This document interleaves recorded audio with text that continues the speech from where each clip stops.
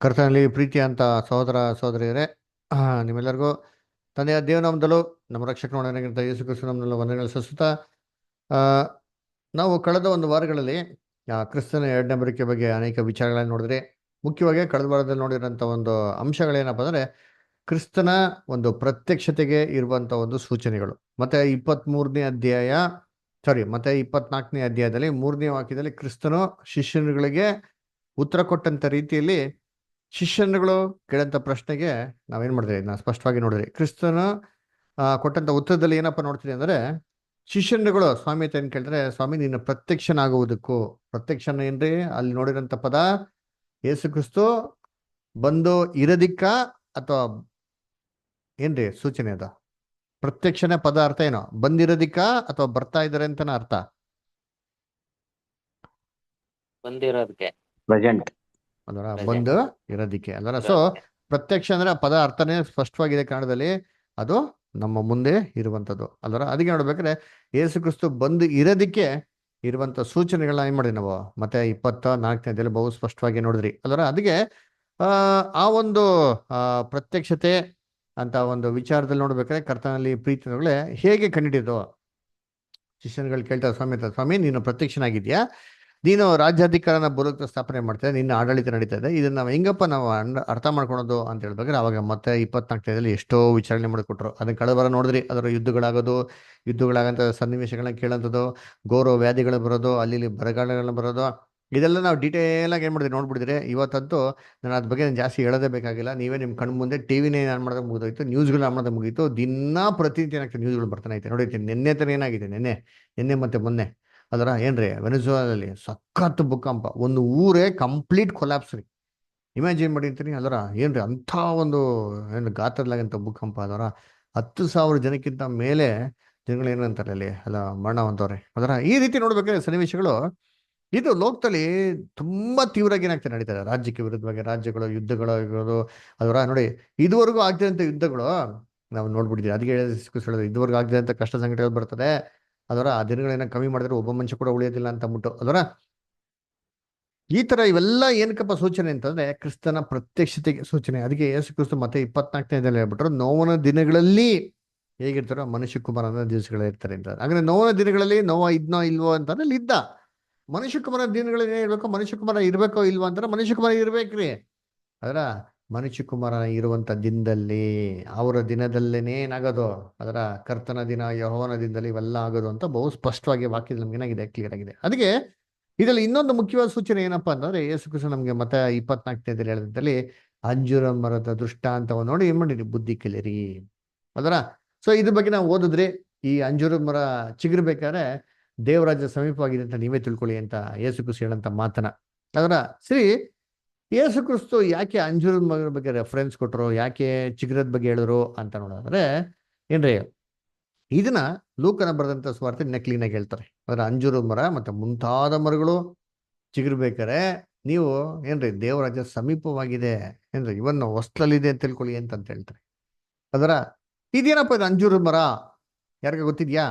ಯೇಸು ಕ್ರಿಸ್ತು ಯಾವಾಗಾರ ಅಂಜೂರದ ಮರ ಒಣಗಿಸಿದ್ರ, ಒಣಗೋಗಿತ್ತ ಯಾವ್ದಾರ ಅಂಜೂರದ ಮರ? ಬೈಬಲ್ ರೆಫರೆನ್ಸ್ ಇದೆಯಾ?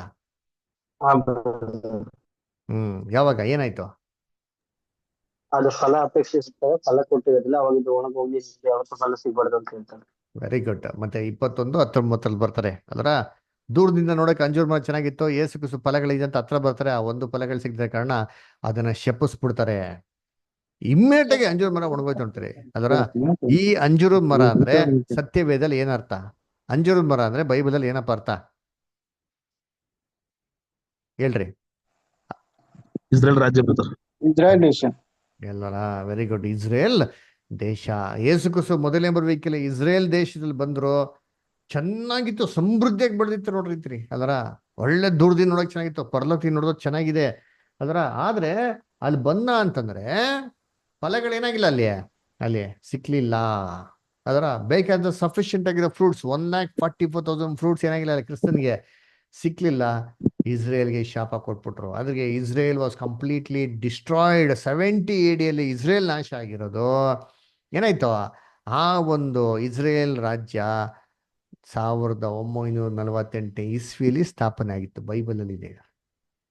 ಅಲ್ಲ ಇದು ಬೈಬಲಲ್ಲಿ ನಮಗೆ ಕ್ಲಿಯರ್ ಪ್ರೂಫ್ ಕೊಟ್ಟಿದ್ದಾರೆ ಅಲ್ವರ. ಇದು ಏನಪ್ಪ ಒಂದು ಪ್ರವಾದನೆ ಮಾತಿನ ನೆರವೇರಿಕೆ ಅಂತಂದ್ರೆ ಯೇಸು ಕ್ರಿಸ್ತು ಅಲ್ವರ ಲೂಕನ ಬರೆದಂತ ಸುವಾರ್ತೆಯಲ್ಲಿ ಏನ್ರಿ ಹೇಳಿದ್ರಲ್ಲ 21ನೇ ಅಧ್ಯಾಯ 29ರಿಂದ 31ರಲ್ಲಿ ಅಂಜೂರು ಮರ ಮತ್ತೆ ಮುಂತಾದ ಮರಗಳನ್ನ ಚಿಗುರ್ಬೇಕಾದ್ರೆ ನೋಡ್ಕೊಳ್ಳಿ, ದೇವರಾಜ್ಯ ಸಮೀಪವಾಗಿದೆ ಅಂತ ತಿಳ್ಕೊಳ್ಳಿ ಅಂತ ಹೇಳ್ತಾರೆ. ಅದರ ದೇವರಾಜ್ಯ ಸಮೀಪವಾಗಿರ್ಬೇಕಾ, ರಾಜ ಇರ್ಬೇಕಾ ಬೇಡವಾ? ದೇವರಾಜ್ಯನೇ ಸಮೀಪವಾಗಿದೆ ಅಂತಂದ್ರೆ ಅದಕ್ಕೆ ರಾಜ ಆಲ್ರೆಡಿ ಬಂದಿರ್ತಾರೆ ಅಂತ ಅರ್ಥ ರೀ. ಅದರ ರಾಜಾದಿ ರಾಜನಾಗಂತ ಕ್ರಿಸ್ತನು ಅಲ್ವರ. ಅದನ್ನ ಕರ್ತನಲ್ಲಿ ಪ್ರೀತಿ ಅಂತ ಸೋದರಗಳು ನೋಡ್ಬೇಕಾರೆ ಇದನ್ನ ನಾವು ಏನಪ್ಪ ಮಾಡಿದ್ರಿ ಅಂತಂದ್ರೆ ಬೈಬಲಲ್ಲಿ ಬಹು ಸ್ಪಷ್ಟವಾಗಿ ನೋಡಿದ್ರಿ. ಇಸ್ರೇಲ್ ರಾಜ್ಯ ತಿರ್ಗಾ ಗ್ಯಾದರ್ ಆಗಿರೋದು, ಇಸ್ರೇಲ್ ತಿರ್ಗಾ ಏನಾಗಿರೋದು ಒಂದು ಸ್ವತಂತ್ರ ದೇಶವಾಗಿ ಇವತ್ತಿರೋದು, ಇದು ನಮ್ಗೆ ಕ್ಲಿಯರ್ ಪ್ರೂಫ್ ರೀ. ಯಾವ ಒಂದು ಸಾಕ್ಷಿ ನಮಗೆ ಕಣ್ಣಿಗೆ ಕಾಣಿಸ್ತದೋ ಇಲ್ವೋ, ನಮ್ಗೆ ಅರ್ಥ ಆಗ್ತಾರೋ ಇಲ್ವೋ, ಇದು ಮಾತ್ರ ನಮ್ಮ ಕಣ್ಣು ಮುಂದೆ ಇರೋಂಥ ದೊಡ್ಡ ಸಾಕ್ಷಿ ಏನಪ್ಪಾ ಅಂದ್ರೆ ಕ್ರಿಸ್ತನ ರಾಜ್ಯ ಭೂಲೋಕದಲ್ಲಿ ಏನಾಗಿದೆ ಆಲ್ರೆಡಿ ಕ್ರಿಸ್ತನು ಸ್ಥಾಪನೆ ಮಾಡಿದ್ರೆ ಅವರು ಬಂದು ತನ್ನ ಒಂದು ರಾಜ್ಯವನ್ನು ಭೂಲೋಕದಲ್ಲಿ ಇಸ್ರೇಲ್ ಮುಖಾಂತರ ಸ್ಥಾಪನೆ ಮಾಡೋಕೆ ಎಲ್ಲ ಸಿದ್ಧತೆ ಮಾಡ್ತಾರೆ. ಅದಕ್ಕೆ ಅಂಜೂರ ಮರದ ಇಸ್ರೇಲ್ ರಾಜ ತಿರ್ಗಾ ಏನಾಗುತ್ತೆ ಚಿಗುರಿದರೆ ನಾವೇನ್ ಮಾಡ್ತೀವಿ ನೋಡ್ತೀವಿ. ಅದರ ಫ್ಲರಿಶ್ ಆಸ್ ಎ ನೇಷನ್. ಅದರ ಇಸ್ರೇಲ್ ಎಷ್ಟು ಡೆವಲಪ್ ಆಗಿದೆ ಅದ್ರ ಬಗ್ಗೆ ನಾನು ಹೇಳ್ತೀನಿ ಮುಂದೆ ಬರೋ ಕ್ಲಾಸಸ್ನಲ್ಲಿ. ಇಸ್ರೇಲ್ ಬಗ್ಗೆ ಒಂದು ಪಾಠ ಇದೆ, ಹೆಂಗೆ ಪ್ರವಾದನೆ ಮಾತುಗಳು ನೆರವೇರ್ತಾರೆ ಇಸ್ರೇಲ್ ರಾಜ್ಯದಲ್ಲಿ ಇವತ್ತು ಕೂಡ ಏನ್ ನೆರವೇರ್ತಾರೆ ಅದೆಲ್ಲ ನೋಡೋಣ. ಅದಕ್ಕೆ ಇಸ್ರೇಲ್ ರಾಜ್ಯ ಮುಂತಾದ ಮರಗಳು ಅಂತಂದ್ರೆ ಏನರ್ಥ? ಯಾರು ಹೇಳ್ತೀರಾ? ಮುಂತಾದ ಮರಗಳು ಅಂದ್ರೆ ಅಂಜೂರ ಮರ ಅಂದ್ರೆ ಇಸ್ರೇಲ್ ರಾಜ್ಯ, ಮುಂತಾದ ಮರಗಳು ಅಂದ್ರೆ ಅಕ್ಕಪಕ್ಕ ಇರೋ ರಾಜ್ಯಗಳು. ಬೇರೆ ಬೇರೆ ಮರಗಳು, ಬೇರೆ ಬೇರೆ ರಾಜ್ಯಗಳು ಸ್ವತಂತ್ರವಾಗಿ ಬಂದಿರೋದು ಅಲ್ವರ. ಇವೆಲ್ಲ ನೋಡ್ಬೇಕಾದ್ರೆ ಏನ್ರಿ ಕ್ರಿಸ್ತನ ಪ್ರತ್ಯಕ್ಷತೆಗೆ ಒಂದು ಬ್ಯೂಟಿಫುಲ್ ಸೈನ್ ರೀ. ಅದರ ಇಸ್ರೇಲ್ ರಾಜ್ಯನೇ ದೇವರ ನಮ್ಮ ಲೋಕದಲ್ಲಿ ಕಣ್ಣು ಮುಂದೆ ಕಾಣಿಸಂತ ಒಂದು ಸಾಕ್ಷಿ ತರ ಏನ್ ಮಾಡೋದು ನಮ್ಗೆ ಇಟ್ಟಿರೋದು ನೋಡ್ತೀರಿ. ಅದರ ಸರಿ, ನಾವು ಇಲ್ಲಿವರೆಗೂ ನೋಡಿದ್ರಿ. ಇವತ್ತೇನ್ ಮಾಡೋಣ, ಇನ್ನ ಒಂದು ಸಾಕ್ಷಿ ನೋಡೋಣ. ಎಲ್ಲಪ್ಪ ಅಂದ್ರೆ ದಾನಿಯಲ್ 12:4 ಓದ್ರಿ. ಡ್ಯಾನಿಯಲ್ 12:4 ಓದ್ರಿ. ಡ್ಯಾನಿಯಲ್ 12:4 ಓದ್ರಿ ಯಾರಾದ್ರ? Prema sister, Amrita sister, Madesh brother, Mahesh brother ಓದ್ರಿ. ದಾನಿಯೇಲನೇ, ನೀನು ಈ ಮಾತುಗಳನ್ನು ಮುಚ್ಚಿಡು, ಅವುಗಳನ್ನು ಬರೆಯುವ ಗ್ರಂಥಕ್ಕೆ ಮುದ್ರೆ ಹಾಕು. ಅಂತ್ಯಕಾಲದವರೆಗೆ ಮರೆಯಾಗಿರಲಿ. ಬಹು ಜನರು ಅತ್ತಿತ್ತ ತಿರುಗುವರು, ತಿಳುವಳಿಕೆಯು ಹೆಚ್ಚುವುದು. ನೋಡ್ರಾ, ಇಲ್ಲೇ ಹೇಳ್ತಾರೆ ದಾನಿಯಲ್ಗೆ ಅಡ್ವೈಸ್ ಮಾಡ್ತಾರೆ. ಅದರ ನೀನು ಈ ಮಾತುಗಳೇನ್ ಮಾಡು, ಮುಚ್ಚಿಡು. ಯಾವ ಮಾತುಗಳು? ದಾನಿಯಲ್ 1ನೇ ಅಧ್ಯಾಯದಿಂದ ಹಿಡ್ದು ಏನ್ರಿ 11ನೇ ಅಧ್ಯಾಯದವರೆಗೂ ಬರೀ ದರ್ಶನಗಳು ಪ್ರವಾದಗಳೆಲ್ಲ ಹೇಳ್ತಾರೆ. ಮುಖ್ಯವಾಗಿ ಸ್ಪೆಸಿಫಿಕ್ ಆಗಿ ಹೇಳೋದು ಡ್ಯಾನಿಯಲ್ 11 ಚಾಪ್ಟರ್. ಅದರ ಇದೆಲ್ಲವನ್ನ ಏನ್ ಮಾಡು ನೀನು, ಮುಚ್ಚಿಡು. ಅವುಗಳನ್ನು ಬರೆಯುವ ಗ್ರಂಥಕ್ಕೆ ಮುದ್ರೆ ಹಾಕು. ಮುದ್ರೆ ಹಾಕೋನ ಏನ್ ಮಾಡು, ಸೀಲ್ ಮಾಡ್ಬಿಡು. ಯಾರು ಅದೇನ್ ಮಾಡ್ಬಿಡ್ದು ಅರ್ಥ ಮಾಡ್ಕೊಂಡು. ನೀನು ಡ್ಯಾನಿಯಲ್ ಕೇಳ್ತಾರೆ, ದೇವರೇನ ಇವೆಲ್ಲ ಹೇಳ್ದಂಗೆ ಅರ್ಥ ಆಗಿಲ್ಲ ಎಕ್ಸ್ಪ್ಲೇನ್ ಮಾಡು ಅಂತಂದ್ರೆ, ದಾನಿಯಲ್ ಏನಾಗಿ ನೀವು ಅಂತ್ಯಕಾಲ ಇಲ್ಲ ಮುಚ್ಚಲ್ಪಟ್ಟಿರಿ, ನೀನು ಹೋಗು ನಿದ್ರೆ ಮಾಡು ಅಂತ ಹೇಳ್ತಾರೆ. ನೋಡಿ ಅಲ್ಲಿ ಓದೋಣ. ಇಲ್ಲಿ ದಾನಿಯಲ್ 12ನೇ ಅಧ್ಯಾಯ ಬರ್ತಾರೆ ನೋಡ್ತೀರಿ. ಎಲ್ಲಿ ಒಂದ್ ನಿಮಿಷ ರೀ. Daniel 12 chapter, Daniel 12 chapter, Daniel 12 chapter ಅಲ್ಲಿ ವರ್ಸ್ 8 and 9 ಓದ್ರಿ. ಆಗ ನಾನು ಎನ್ನೊಡನೆ ಈ ಕಾರ್ಯಗಳ ಪರಿಣಾಮವೇನು ಎಂದು ಪ್ರಶ್ನೆ ಮಾಡಲು ಅವನು, ದಾನಿಯೇಲನೇ, ಈ ಮಾತುಗಳು ಅಂತ್ಯಕಾಲದವರೆಗೆ ಮುಚ್ಚಲ್ಪಟ್ಟು ಮುದ್ರಿತವಾಗಿವೆ. ಹೋಗು, ಅನೇಕರು ತಮ್ಮನ್ನು ಶುದ್ಧೀಕರಿಸಿ ಶುಭ್ರ ಮಾಡಿಕೊಂಡು ಶೋಧಿತರಾಗುವರು, ದುಷ್ಟರಾಗಿಯೇ ನಡೆಯುವರು. ಅವರಲ್ಲಿ ಯಾರಿಗೂ ವಿವೇಕವಿರದು, ಜ್ಞಾನಿಗಳಿಗೆ ವಿವೇಕವಿರುವುದು. ನೋಡ್ರ, ಸಾಕು ಬಿಡ. ಅಲ್ಲಿ ಎಲ್ಲಿ ಹೇಳ್ತಾರೆ ಅಂತಂದ್ರೆ ಏನ್ರಿ, ಅಂತ್ಯಕಾಲದವರೆಗೂ ಮುಚ್ಚಲ್ಪಡ್ತಾರೆ. ಅಂತ್ಯಕಾಲದಲ್ಲಿ ಈ ಮುದ್ರೆ ಹಾಕಲ್ಪಟ್ಟಂತ ಪುಸ್ತಕ ಓಪನ್ ಆಗ್ತಾರಂತೆ. ಸರಿ, ಅಂತ್ಯಕಾಲ ಹೆಂಗ್ ಹಿಡಿಯೋದು?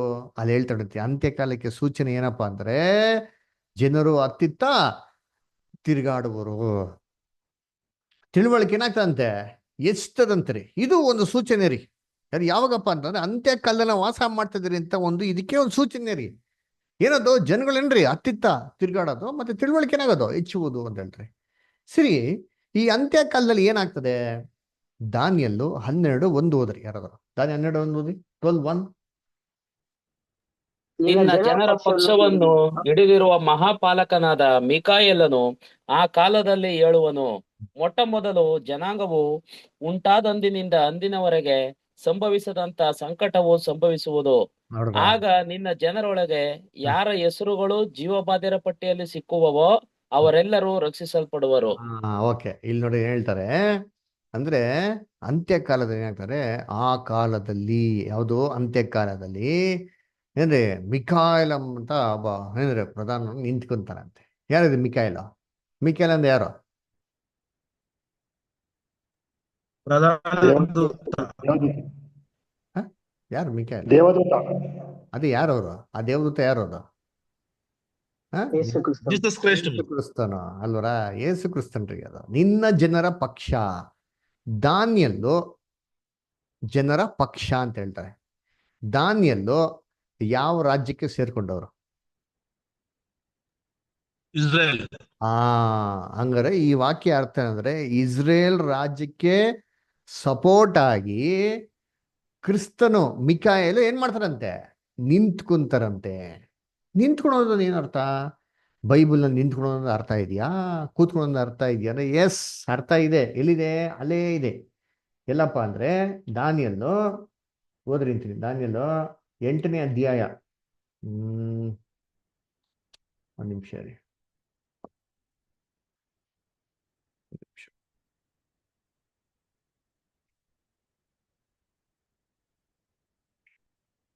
ಕ್ಷಮಿಸಿ, ಡ್ಯಾನಿಯಲ್ 11:2 ಓದ್ರಿ.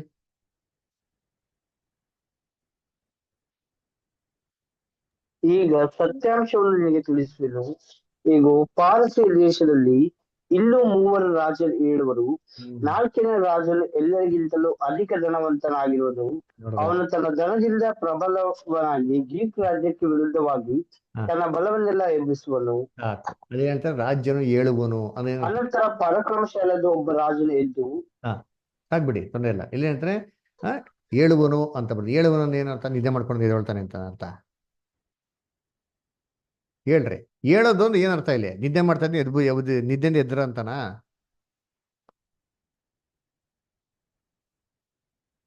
ಹೇಳ್ರಿ, ನಿಮ್ಗೆ ಪ್ರಶ್ನೆ ಕೇಳ್ತಾರೆ, ಎಲ್ಲ ಮೂಕೃತ ಸುಮ್ಮನೆ ಇರ್ಬಿಟ್ರೆ ನಾನೇ ಅರ್ಥ ಮಾಡ್ಕೊಂಡು ಮತ್ತೇನ್ ಅರ್ಥ? ಬ್ರದರ್ ಅವ್ರ ಸಪೋರ್ಟ್ಗೆ ಬರ್ತಾರೆ ಅಂತ ಬ್ರದರ್. ಅವನು ಹೇಳ್ತಾನೆ ಅಂದ್ರೆ ಹೆಂಗ್ ಗೊತ್ತಾ ಮೀನಿಂಗು? ಅವನು ಇಷ್ಟು ದಿನ ಸೈಲೆಂಟ್ ಆಗಿದ್ದ, ಇನ್ಮೇಲೆ ರೂಲಿಂಗ್ ಮಾಡ್ತಾನೆ ಅಂತ. ಅಲ್ಲೇ ಹೋದ್ರಿ ಇಲ್ಲಿ ಡ್ಯಾನಿಯಲ್ 11:3 ಮಾತ್ರ ಓದಿ ಬದರ್. ಓದಿ ಇನ್ನೊಂದ್ಸತಿ 11:3 ಮಾತ್ರ.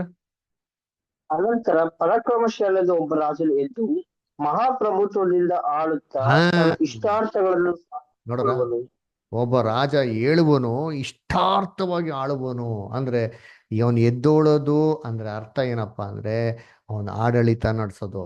ಇವಾಗ ಬನ್ನಿ ದಾನಿಯಲ್ಲು 12:1 ಈ ಅರ್ಥಗಳನ್ನ ಮನಸ್ಸಲ್ಲಿ ಇಟ್ಕೊಂಡು ಇನ್ನೊಂದ್ಸತಿ ಓದಿ ದಾನಿಯಲ್ಲು 12:1. ನಿನ್ನ ಜನ ಪಕ್ಷವನ್ನು ಹಿಡಿದಿರುವ ಮಹಾಪಾಲಕನಾದ ಮಿಕಾಯೇಲನು ಆ ಕಾಲದಲ್ಲಿ ಏಳುವನು. ಆಗ್ಬಿಡಿ. ಏನಂತಾರೆ ಆ ಕಾಲದಲ್ಲಿ? ಅಂದ್ರೆ ಯೇಸು ಕ್ರಿಸ್ತ ಏನ್ ಮಾಡ್ತಾರಂತೆ? ಹೇಳ್ತಾರೆ ಮೀನಿಂಗು, ಇಷ್ಟು ದಿನ ಸಮಾಧಾನ ಕೂತ್ಕೊಂಡಿರ್ತಾರೆ, ಇನ್ಮೇಲಿಂದ ರೂಲಿಂಗ್ ಶುರು ಮಾಡ್ತಾರೆ ಅಂತ ಅರ್ಥ. ರೂಲಿಂಗ್ ಶುರು ಮಾಡ್ಬೇಕಾದ್ರೆ ಆತನ ಬಂದಿರ್ಬೇಕೋ ಬೇಡವಾ? ಆತನ ದಿನದಲ್ಲಿರ್ಬೇಕೋ ಬೇಡವಾ? ಅದನ್ನೇ ಹೇಳೋದು. ಆತನ ದಿನದಲ್ಲಿ ಆತನ ಪ್ರತ್ಯಕ್ಷನಾಗಿರ್ಬೇಕಾರೆ, ಆತನ ಆಡಳಿತ ನಡೆಸ್ಬೇಕಾರೆ ಏನಾಗ್ತದಪ್ಪ ಅಂತ ಇವಾಗ ಮುಂದಕ್ಕೆ ಓದಿಬಿಡ್ರಿ. ತನ್ನ ಜನರ ಪಕ್ಷವನ್ನು ಹಿಡಿದಿರಂತ ಮಿಕಾಯಲನು ಆ ದಿನದಲ್ಲಿ ಏಳುವನು. ಎದ್ಮೇಲೆ ಏನಾಗ್ತದೆ? ಆಡಳಿತ ಮಾಡಿಸ್ಬೇಕಾದ್ರೆ ಏನಾಗ್ತದೆ? ಮೊಟ್ಟ ಮೊದಲು ಜನಾಂಗ ಉಂಟಾದದಿಂದ ಅಂದಿನವರೆಗೆ ಸಂಭವಿಸದಂತ ಸಂಕಟವು ಸಂಭವಿಸುವುದು. ಅಂಡರ್ಲೈನ್ ಮಾಡ್ಕೊಳ್ರಿ, ಇದುವರೆಗೂ ಬರ್ದಿರಂತ ಕಷ್ಟ ಸಂಕಟ ಬರ್ತಾರಂತೆ. ಇದೇ ಮಾತನ್ನ ಯೇಸು ಕ್ರಿಸ್ತು ಮತ್ತೆ 24ನೇ ಅಧ್ಯಾಯ ಕೂಡ ಹೇಳ್ತಾರೆ. ಇದುವರೆಗೂ ಬರ್ದಿರಂತ ಕಷ್ಟ ಸಂಕಟಗಳು ಬರ್ತಾರೆ ಅಂತ. ಇವತ್ತು ಯೋಚನೆ ಮಾಡಿರ್ತೀನಿ, ಕಷ್ಟ ಸಂಕಟಗಳು ಇವತ್ತು ಲೋಕದಲ್ಲಿ ಐತೋ ಇಲ್ವಾ? ಐತೆ. ಕಷ್ಟ ಸಂಕಟಗಳು ಯಾರಿಗೂ ಇಲ್ವಾ? ನಿಮ್ಗೆಲ್ಲ ಕಷ್ಟ ಸಂಕಟಗಳು ಇಲ್ವಾ? ಐತೆ ರೀ. 1 ಲಕ್ಷ ಸಂಪಾದನೆ ಮಾಡಿದ್ರು ಸರಿ, ಇವತ್ತು ಸಮಾಧಾನ ಇದೆಯಾ? ನೆಮ್ಮದಿ ಇದೆಯಾ? ಇಲ್ಲ ರೀ. ಯೋಚನೆ ಮಾಡ್ರಿ, ಒಂದು ಕಾಲದಲ್ಲಿ ಏನ್ರಿ 10 ರೂಪಾಯಿ ಸಂಪಾದನೆ ಮಾಡಿದ್ರು ತಲೆ ಕೂದಲು ಬೆಳಕಾಗ್ತಾ ಇರಲಿಲ್ಲ.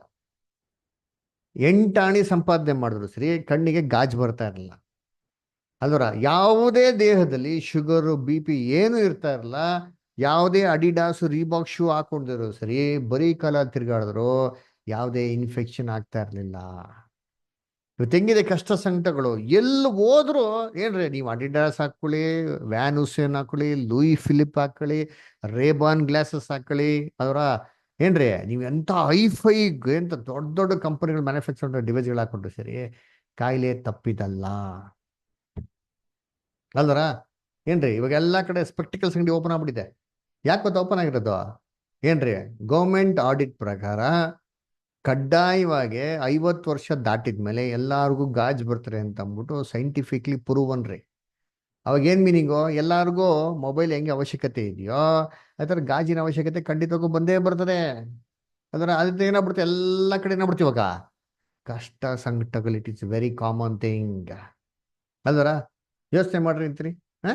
ಅದನ್ನ ಹೇಳೋದು, ನಿನ್ನ ಜನರ ಪಕ್ಷವನ್ನು ಹಿಡಿದ್ಬೇಕಾರೆ ಮೈಕಾಲಿ ಎಳ್ದೊಳ್ಬೇಕಾರೆ. ಇದೆಲ್ಲ ಯಾವಾಗ ಆಗೋದು? ಯಾವಾಗಿಂದನೂ ಆಗೋದಲ್ಲ ರೀ. ನಮ್ಮ ತಾತ ಮುತ್ತಾತನ್ ಕೇಳ್ರಿ, ಅವ್ರಿಗೆಲ್ಲ ಇವೆಲ್ಲ ಕಾಯಿಲೆಗಳಿತ್ತ. ಇವಾಗ ಏನಾಗ್ಬಿಟ್ಟಿದೆ ಎಲ್ಲರಿಗೂ, ಚಿಕ್ಕ ಚಿಕ್ಕ ಮಗುಗೆ ಎಲ್ಲ ಥರ ಕಾಯಿಲೆಗಳು. ಯಾಕೆ ಅಂದರೆ ಕಷ್ಟ ಸಂಕಟ ದಿನಗಳನ್ನ ವಾಸ ಮಾಡ್ತಾ ಇದ್ರಿ. ಯಾವಾಗ ಮಿಕಾಯಲ್ ಎದ್ದಿ ಇಸ್ರೇಲ್ಗೆ ಸಪೋರ್ಟ್ ಕೊಡ್ಬೇಕಾರೆ ಆಗೋದ್ರಿ, ಬೇರೆಯವ್ರಿಗೆಲ್ಲ ರೀ. ಮಿಕಾಯಲ್ ಇವತ್ತು ಯೇಸು ಕ್ರಿಸ್ತು ಯಾವ ರಾಜ್ಯಕ್ಕೆ ಸಪೋರ್ಟು? ಇಸ್ರೇಲ್ ರಾಜ್ಯಕ್ಕೆ ಸಪೋರ್ಟು. ಇಸ್ರೇಲ್ಗೆ ಯಾರು ಸಪೋರ್ಟ್? ಅಮೆರಿಕ ಸಪೋರ್ಟ್ ಆಗೋದು. ಅಮೆರಿಕ ವಿಡ್ರಾ ಮಾಡ್ಬಿಟ್ಟು ಸಪೋರ್ಟು. ನಮಗೂ ನಿಮ್ಗೂ ಸಂಬಂಧ ಇಲ್ಲಪ್ಪ, ನೀನು ನೋಡ್ಕೊಳಪ್ಪ, ನೀನು ಇರಾನ್ ಕಿತ್ಕಿ ಅಟ್ಯಾಕ್ ಮಾಡ್ತೀನಿ, ನನ್ಗೆ ಜವಾಬ್ದಾರಿ ಇಲ್ಲ, ನೀನು ಇಷ್ಟ ಏನೋ ಮಾಡ್ಕೊಂಬಿಟ್ರು. ಅವಾಗೇ ಆಗೋದು ಇದುವರೆಗೂ ಬರ್ತಿದ್ದ ಕಷ್ಟ ಸಂಕಟಗಳು. ಸ್ಟ್ರೈಟ್ ಆಫ್ ಹೊರ್ಮೋಸ್ ಲಾಕ್ ಆಯಿತು, ಎಲ್ಲ ಕಡೆ ಧ್ವಂಸಗಳಾಗೋಯ್ತು. ಏನಿಲ್ಲ ರೀ, ನಾವು ಆಗಿರೋದು ಒಂದು 2-3 ತಿಂಗಳು ಲಾಕ್ ಆಗಿರೋದು ಅಷ್ಟೇ. ಏನಾರ 1 ವರ್ಷ ಲಾಕ್ ಆಗಿಬಿಟ್ರೆ ನಮ್ಮ ಗತಿಗಳನ್ನ ನೋಡೋಕ್ಕಾಗಲ್ಲ ರೀ. ತಿನ್ನಕ್ಕೆ ಊಟ ಸಿಕ್ಕಲ್ಲ, ಹಂಗಾಗ್ಬಿಡ್ತಾರೆ ಗತಿಗಳು.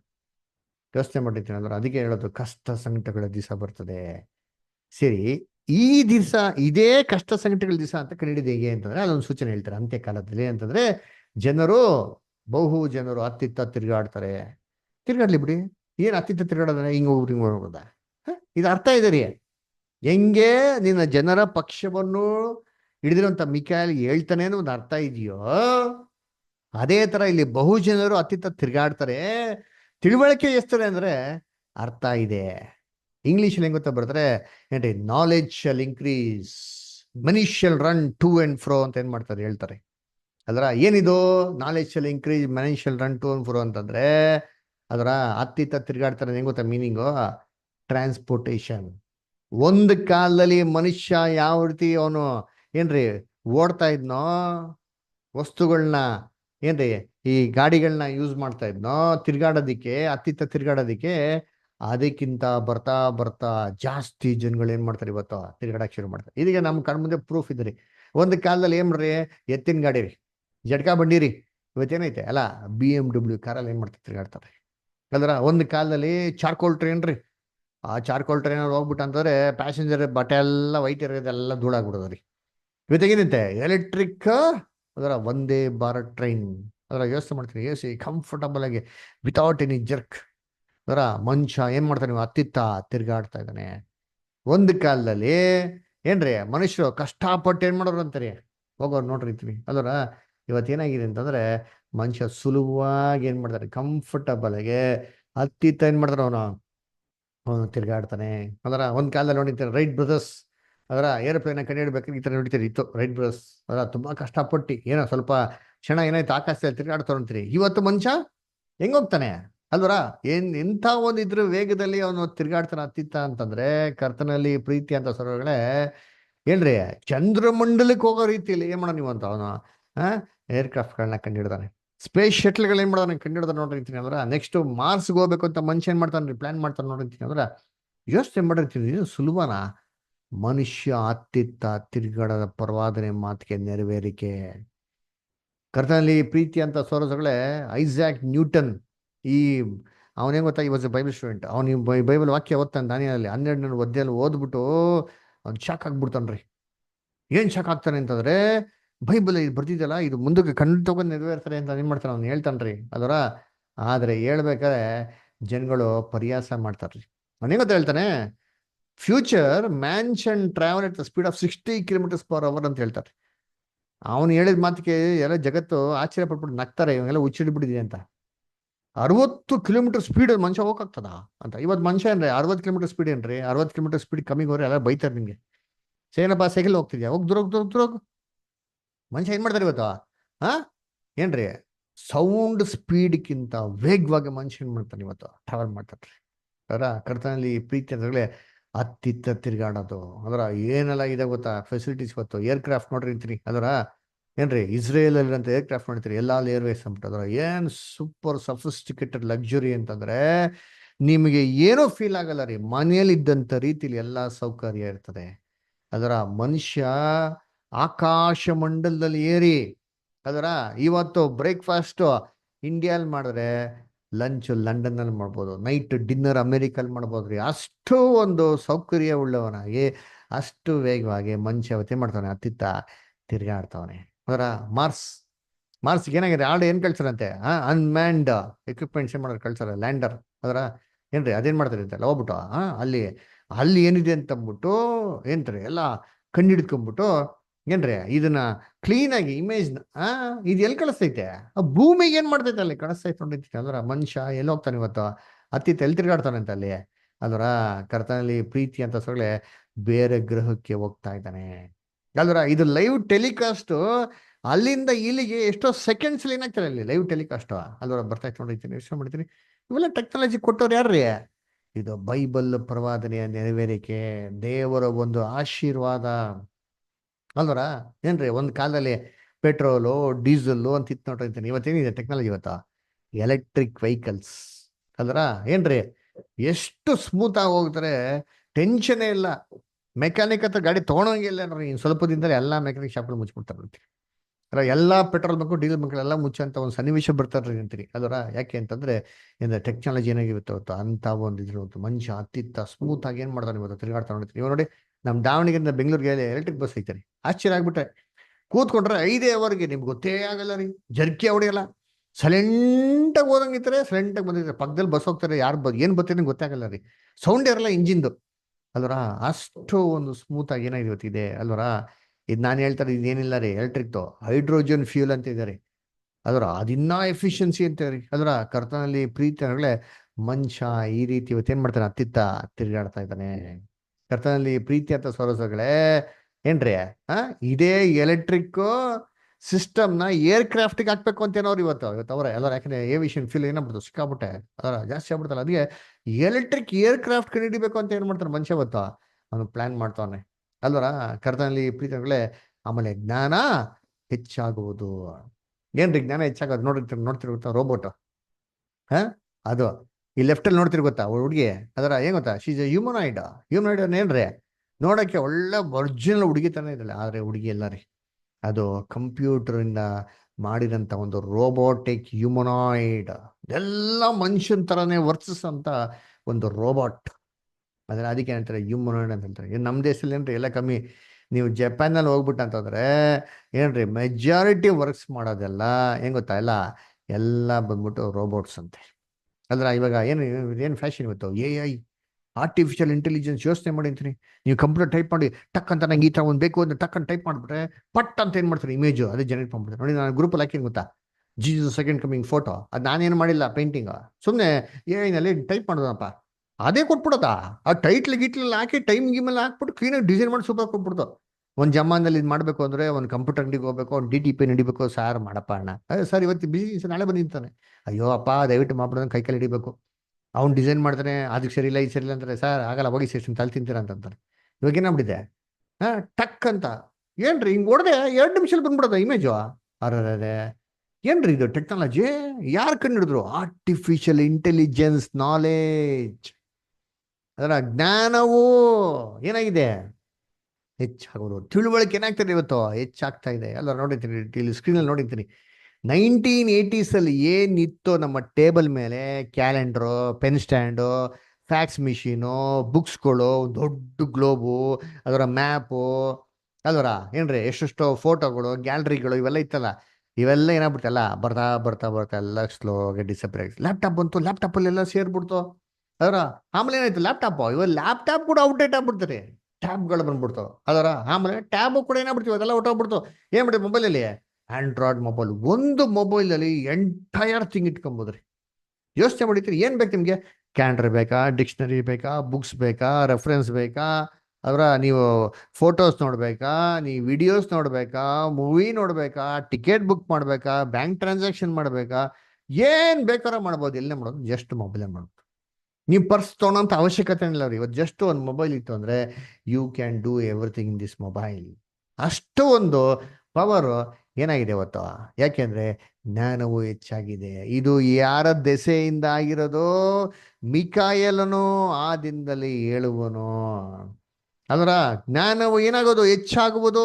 ಮನುಷ್ಯ ಅತ್ತಿತ್ತ ತಿರುಗಾಡೋದು. ಇದೇನಿಲ್ಲ ನೋಡ್ರಿ, ಕಂಪ್ಯೂಟರ್ ನೋಡ್ತೀನಿ, ಏನ್ ಗೊತ್ತಾ? ಇನ್ವಿಸಿಬಲ್ ಕಂಪ್ಯೂಟರ್, ಅಂದ್ರೆ ವಿತೌಟ್ ಎನಿ ಡಿವೈಸ್.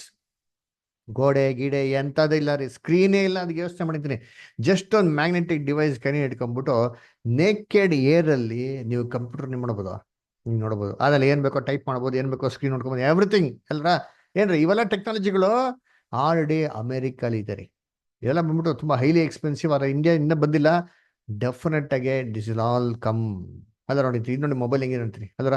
ಮೊಬೈಲೇ ಇಲ್ಲ ರೀ, ಕೈನಲ್ಲಿ ಒಂದು ಸುಮ್ಮನೆ ರಿಂಗ್ ಹಾಕಿದ ತಕ್ಷಣ ನಮ್ಮ ಕೈಯೇ ಮೊಬೈಲ್ ಥರ ಏನಾಗ್ತಾರೆ, ಬಿಹೇವ್ ಆಗ್ತಾರೆ. ಇದರಲ್ಲಿ ಸ್ಕ್ರಾಲ್ ಮಾಡ್ಬೋದು, ಇದೆಲ್ಲ ನಮ್ಮ ಕೀಬೋರ್ಡು ಎಲ್ಲ ಥರ ಬರ್ತಾರೆ. ಕಾಲ್ ಸ್ಕಿಲ್ಸ್ ಎಲ್ಲ ಮಾಡಿ ನಾರ್ಮಲ್ ಮೊಬೈಲ್ ತಾನೇ ಯೂಸ್ ಮಾಡೋದು. ಇನ್ಮೇಲೆ ಮೊಬೈಲ್ ಕಳೆದು ಅಂತ ಟೆನ್ಷನ್ ಇಲ್ಲ ರೀ. ಮೊಬೈಲ್ ಬಿದ್ದೋಗ್ಬಿಡ್ತು, ಕ್ರ್ಯಾಕ್ ಆಗ್ಬಿಡ್ತು, ಸ್ಕ್ರೀನ್ ಹೊಡೆದೋಗ್ಬಿಡ್ತು, ಅಯ್ಯೋ ಬ್ಯಾಟ್ರಿ ಚಾರ್ಜ್ ಆಗ್ತಾ ಇಲ್ಲ, ಟೆನ್ಷನ್ ಇಲ್ಲ. ಜಸ್ಟ್ ಒಂದು ಬ್ಯಾಂಡ್ ಕೈಗೆ ಹಾಕೊಂಡ್ರೆ ಇದ್ರಲ್ಲೇ ನಾವ್ ಏನ್ ಮಾಡೋದು, ಎಲ್ಲ ಒಂದು ಮೊಬೈಲ್ನ ನಮ್ಮ ಕೈ ಮೇಲೆ ಯೂಸ್ ಮಾಡ್ಕೊಬೋದು. ಯೋಚನೆ ಮಾಡಿ, ಕರ್ತನಲ್ಲಿ ಇದೇನ್ರಿ ಅಲ್ಲ, ಜ್ಞಾನವು ಹೆಚ್ಚಾಗುವುದಕ್ಕೆ ಒಂದು ಸೂಚನೆ. ಅದರ ನಾಲೆಡ್ಜ್ ಅಲ್ಲಿ ಇನ್ಕ್ರೀಸ್. ಇದು ನೋಡಿ ಹೆಂಗಿರ್ತೀನಿ ಅದರ ಏನ್ರಿ, ಒಂದು ಕಾಂಟ್ಯಾಕ್ಟ್ ಲೆನ್ಸಸ್. ಈ ಕಾಂಟ್ಯಾಕ್ಟ್ ಲೆನ್ಸಸ್ ಹಾಕಿದ್ರೆ ಇದು ಹೆಂಗ್ ಬಿಹೇವ್ ಮಾಡ್ತಾರೆ ಅಂದ್ರೆ, ಒಂದು ಫುಲ್ ಟೋಟಲ್ ಕ್ಯಾಮ್ರಾ ತರ ಕಂಪ್ಲೀಟ್ ಅನಲೈಸ್ ಮಾಡಿ, ಒಂದು ಆಧಾರ್ ಕಾರ್ಡ್ ಜನರೇಟ್ ಮಾಡಿ, ಒಂದು ಡೇಟಾ ಬರುತ್ತೆ, ಏನು ಲೊಕೇಶನ್ ಇದೆ, ಎಲ್ಲಿ ಹೋಗ್ತಾವನೆ, ಏನು ಮಾಡ್ತಾನೆ, ಇವ್ನ ಡೀಟೇಲ್ಸ್ ಎಲ್ಲ ಫುಲ್ ಕೊಟ್ಬಿಡ್ತಾರೆ. ಅದರ ಅವ್ನು ಏನು ಮಾಡ್ತಾವನೆ, ಅವ್ನ ಕತೆಗಳೇನೋ, ಅವ್ನ ಹೈಟು ವೆಯ್ಟು, ಅವ್ನು ಎಲ್ಲಿದ್ದಾನೆ, ಅದರ ಫುಲ್ ಡೀಟೇಲ್ಸ್ ರೀ. ಅದರ ಇದು ಏನ್ರಿ, ಇದು ಟೆಕ್ನಾಲಜಿ. ಇವತ್ತು ನೋಡಿ, ನಿಮ್ಮ ಅಮೆಝಾನ್ ಸರ್ಚ್ ಮಾಡಿ, ಅಮೆಝಾನ್ನಲ್ಲಿ ರೇಬಾನ್ AI ಗ್ಲಾಸಸ್ ಅಂತ ಸರ್ಚ್ ಮಾಡಿ ಸಿಗ್ತಾರೆ. 35,000 ನೀವು ಕೊಂಡ್ಕೊಬೋದು. ಕೊಂಡ್ಕೊಂಡು ನೀವು ಸುಮ್ಮನೆ ಗ್ಲಾಸಸ್ ಹಾಕೊಂಡ್ರೆ ನಿಮ್ಗೆ ಕೂಲಿಂಗ್ ಗ್ಲಾಸ್ ಥರ ಕಾಣಿಸ್ತಾರೆ. ಅದೇ ಥರ ನೀವು ಮಾತಾಡೋದು ಮೊಬೈಲ್ ತಾನೇ ವರ್ಕ್ ಆಗ್ತಾರೆ.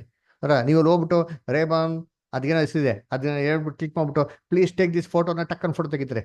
ಪ್ಲೀಸ್ ಕವರ್ ದಿಸ್ ವಿಡಿಯೋ ಅಂತಂದ್ರೆ ನೀವೆಲ್ಲ ನೋಡ್ತಾ ಇದ್ದೀರೋ ಹಂಗೆಲ್ಲ ವಿಡಿಯೋ ಮಾಡಿದ್ರೆ ಯಾರು ಗೊತ್ತಾಗಲ್ಲ. ನೋಡಿದ್ರೆ ಏನು ಸರಿ ಏನೋ ಗಾಜ್ ಹಾಕೊಂಡಿದ್ದಾನೆ ಅಂತಂದ್ಬಿಟ್ಟು, ಅದು ಆ್ಯಕ್ಚುಲಿ ಒಂದು ಡಿವೈಸ್. ನಮಗೆ ಗೊತ್ತಿಲ್ದರ, ಅದು ಬೇರೆಯವ್ರಿಗೆ ಗೊತ್ತಿಲ್ದರ ನಮ್ಮ ಕಮೆಂಟ್ಸ್ ಎಲ್ಲ ಕೇಳಿ ಏನ್ರಿ, ಬರೀ ಎಲ್ಲ ಆಡಿಯೋ ಕಮೆಂಟ್ಸ್, ಫಿಂಗರ್ ಟಿಪ್ಸ್ ಎಲ್ಲ ಕ್ಲಿಕ್ ಮಾಡೋದೆಲ್ಲ ಎಂತಾರಿಲ್ಲ. ನಾವು ಮಾತಾಡ್ಕೊಂಡು ಹೋಗ್ತಾ ಇದ್ರೆ ಫ್ರೆಂಡ್ ಜೊತೆಗೆ ಆಟೋಮೆಟಿಕ್ ಅದೆಲ್ಲ ಕೆಲಸ ಮಾಡ್ತಾ ಇರ್ತಾರೆ. ಏನ್ರಿ ಟೆಕ್ನಾಲಜಿ, ಯೋಚನೆ ಮಾಡಿದ್ರೆ ಇದು ಮನುಷ್ಯನ ಒಂದು ಜ್ಞಾನಕ್ಕೆ ಯಾವ ಥರ ಎಟಕಿತ ಏನ್ರಿ. ಇವೆಲ್ಲವೂ ಕರ್ತನ ಒಂದು ಕೃಪೆ. ಇದು ನೋಡಿ ಗೂಗಲ್, ಏನ್ ಗೊತ್ತಾಯಿದೆ ಗೂಗಲ್ ಐತಲ್ಲ, ಗೂಗಲ್ ಮ್ಯಾಪ್. ಇದು ಅಮೇರಿಕಲ್ಲಿರೋ ಗೂಗಲ್ ಮ್ಯಾಪ್ ರೀ. ನಮ್ಮ ಇಂಡಿಯಾಲಿರೋ ಗೂಗಲ್ ಮ್ಯಾಪ್ ಹೆಂಗಿದೆ, ಒಂದು ಲೊಕೇಶನ್ ಹೊಡೆದಂದ್ರೆ ಲೊಕೇಶನ್ ಕೊಂಡೋಗಿ ನೋಡಿಸ್ತದೆ. ಇದೇ ಗೂಗಲ್ ಮ್ಯಾಪ್ ಅಮೆರಿಕಲ್ಲಿ ಹೊಡೆದ್ರೆ ಹೆಂಗ್ ಗೊತ್ತ ನೋಡ್ತಾರ, ಲೈವ್ ಅಂದ್ರೆ ಲೈವ್ ಏನೇನ್ರಿ, ನೀವು ಟಿವಿಯಲ್ಲಿ ನೋಡೋದಂಗೆ ಇರ್ತದೆ. ನೀವೆಲ್ಲೋ ಇರ್ತೀರಾ, ಮುಂದೆ ರೋಡಲ್ಲಿ ಏನ್ ಟ್ರಾಫಿಕ್ ಇದೆ, ಯಾವ ಗಾಡಿ ಇದೆ, ಯಾರು ಹೋಗ್ತಾ ಇದಾರೆ, ಲೈವ್ ಕ್ಯಾಮ್ರಾ ಅಲ್ಲಿ ನಿಮ್ಗೆ ಸ್ಕ್ರೀನ್ ಅಲ್ಲಿ ಕಾಣಿಸ್ತಂಗೆ, ಫಿಲ್ಮ್ ಅಲ್ಲಿ ಕಾಣಿಸ್ತಂಗೆ ಕ್ಲೀನ್ ಆಗಿ ಕಾಣಿಸ್ತದೆ. ಆಮೇಲೆ ಯಾವ ಮನೆ, ಆ ಮನೇಲಿ ಯಾರಿದ್ದಾರೆ, ಆ ಮನೆ ಎಲ್ಲಿದೆ, ಆ ಮನೆಗೆ ಡೋರ್ ಎಲ್ಲಿದೆ, ಆ ಸ್ಟೆಪ್ಸ್ ಎಲ್ಲಿದೆ, ಕ್ಲೀನಾಗೆ ರಿಯಲ್ ಟೈಮಲ್ಲಿ ನೋಡಿಸ್ತದೆ. ನಾನು ಹೇಳ್ತಾರೆ ಫೇಕ್ ಅಲ್ಲ, ಇವೆಲ್ಲ ನೀವು ದಯವಿಟ್ಟು ಗೂಗಲ್ ಸರ್ಚ್ ಮಾಡಿ. ಇವೆಲ್ಲ ಜ್ಞಾನ ಹೆಚ್ಚಾಗೋದಕ್ಕೆ ಸೂಚನೆ. ಕರ್ತನಲ್ಲಿ ಹೋಲೋಗ್ರಾಮ್ ಟೆಕ್ನಾಲಜಿ ನೋಡಿ, ಇದು ಫ್ಯೂಚರ್ ನೋಡಿದ್ರಿ. ಆಫೀಸ್ಗೆ ಹೋಗೋದೆಲ್ಲ ಒಂದು ಡಿವೈಸ್ ಹಾಕ್ಬಿಟ್ಟು ಕೂತ್ಕೊಂಡು ಕಾರಲ್ಲಿ ಕೆಲಸ ಮಾಡಿದ್ರೆ ನೀವು ಆಫೀಸಲ್ಲಿ ಕೆಲಸ ಮಾಡ್ದಂಗೆ ಕಾಣಿಸ್ತಾರೆ. ಅದರ ಹೋಲೋಗ್ರಾಮ್ ಟೆಕ್ನಾಲಜಿ ನಮಗೆ ಡೂಪ್ಲಿಕೇಟ್ ಆಗಿ ಒಬ್ಬ ಮನುಷ್ಯ ಬಂದು ಅವನೇ ಎಲ್ಲ ಕೆಲಸ ಮಾಡತ್ತರ. ಕರ್ತನಲ್ಲಿ ಪ್ರೀತಿಗಳು ನೋಡಿ, ಮೋಟರ್ ಬೈಕ್ ನೋಡ್ತೀರಿ ನೋಡಿ, ಅದರ ಏನೇ ಆಟೋನಮಸ್ ಮೋಟರ್ ಬೈಕ್. ಇದಕ್ಕೆ ಸ್ಟ್ಯಾಂಡೇ ಬೇಕಾಗಿಲ್ಲ. ಇದಕ್ಕೆ ನಾವು 2 ವೀಲರ್ ಓಡಿಸೋದು ಕಲಿಬೇಕು ಅಂತ ಹೇಳಿದ್ದಾರೆ. ಎಷ್ಟು ಜನಕ್ಕೆ 2 ವೀಲರ್ ಓಡಿಸ್ಬೇಕು, ಅಯ್ಯೋ ಇಲ್ಲಿ ಬಿದ್ದೋಗ್ಬಿಡ್ತೀರೋ ಬ್ಯಾಲೆನ್ಸ್ ಸಿಕ್ಕಲ್ಲ ಅಂತ. ಇದಕ್ಕೆ ಬ್ಯಾಲೆನ್ಸೇ ಬೇಕಾಗಿಲ್ಲ, ಗಾಡಿನೇ ಬಿಡಲ್ಲ. ಗಾಡಿ ಹಂಗೆ ಹೇಳ್ತಾರೆ, without any stand, without any support. ನಮ್ಮ ಹೆಣ್ಮಕ್ಳಿಗೆಲ್ಲ ತುಂಬ ಖುಷಿ ಆಗ್ಬಿಡ್ತಾರೆ ಈ ಗಾಡಿ ಬಂದ್ಬಿಟ್ರೆ. ಯಾಕೆ ಹೇಳಿ, ಅದರ ಕಾಲಿಡಕ್ಕೆ ಹೋಗಿ ಬಿದ್ದು ಲಾರಿ ಕಡೆ ಬಸ್ ಕಡೆ ಹೋಗೋರೆ. ಯೋಚನೆ ಮಾಡಿರ್ತೀನಿ, ಅದರ ಏನ್ ಜ್ಞಾನ ರೀ, ಏನ್ರಿ ಟೆಕ್ನಾಲಜಿ. ಕರ್ತನಲ್ಲಿ ಪ್ರೀತಿ ಅಂತ ಸಹೋದರ ಸಹೋದರಿಯರೇ, ಇದು ನೋಡಿ ಟೆಕ್ನಾಲಜಿ.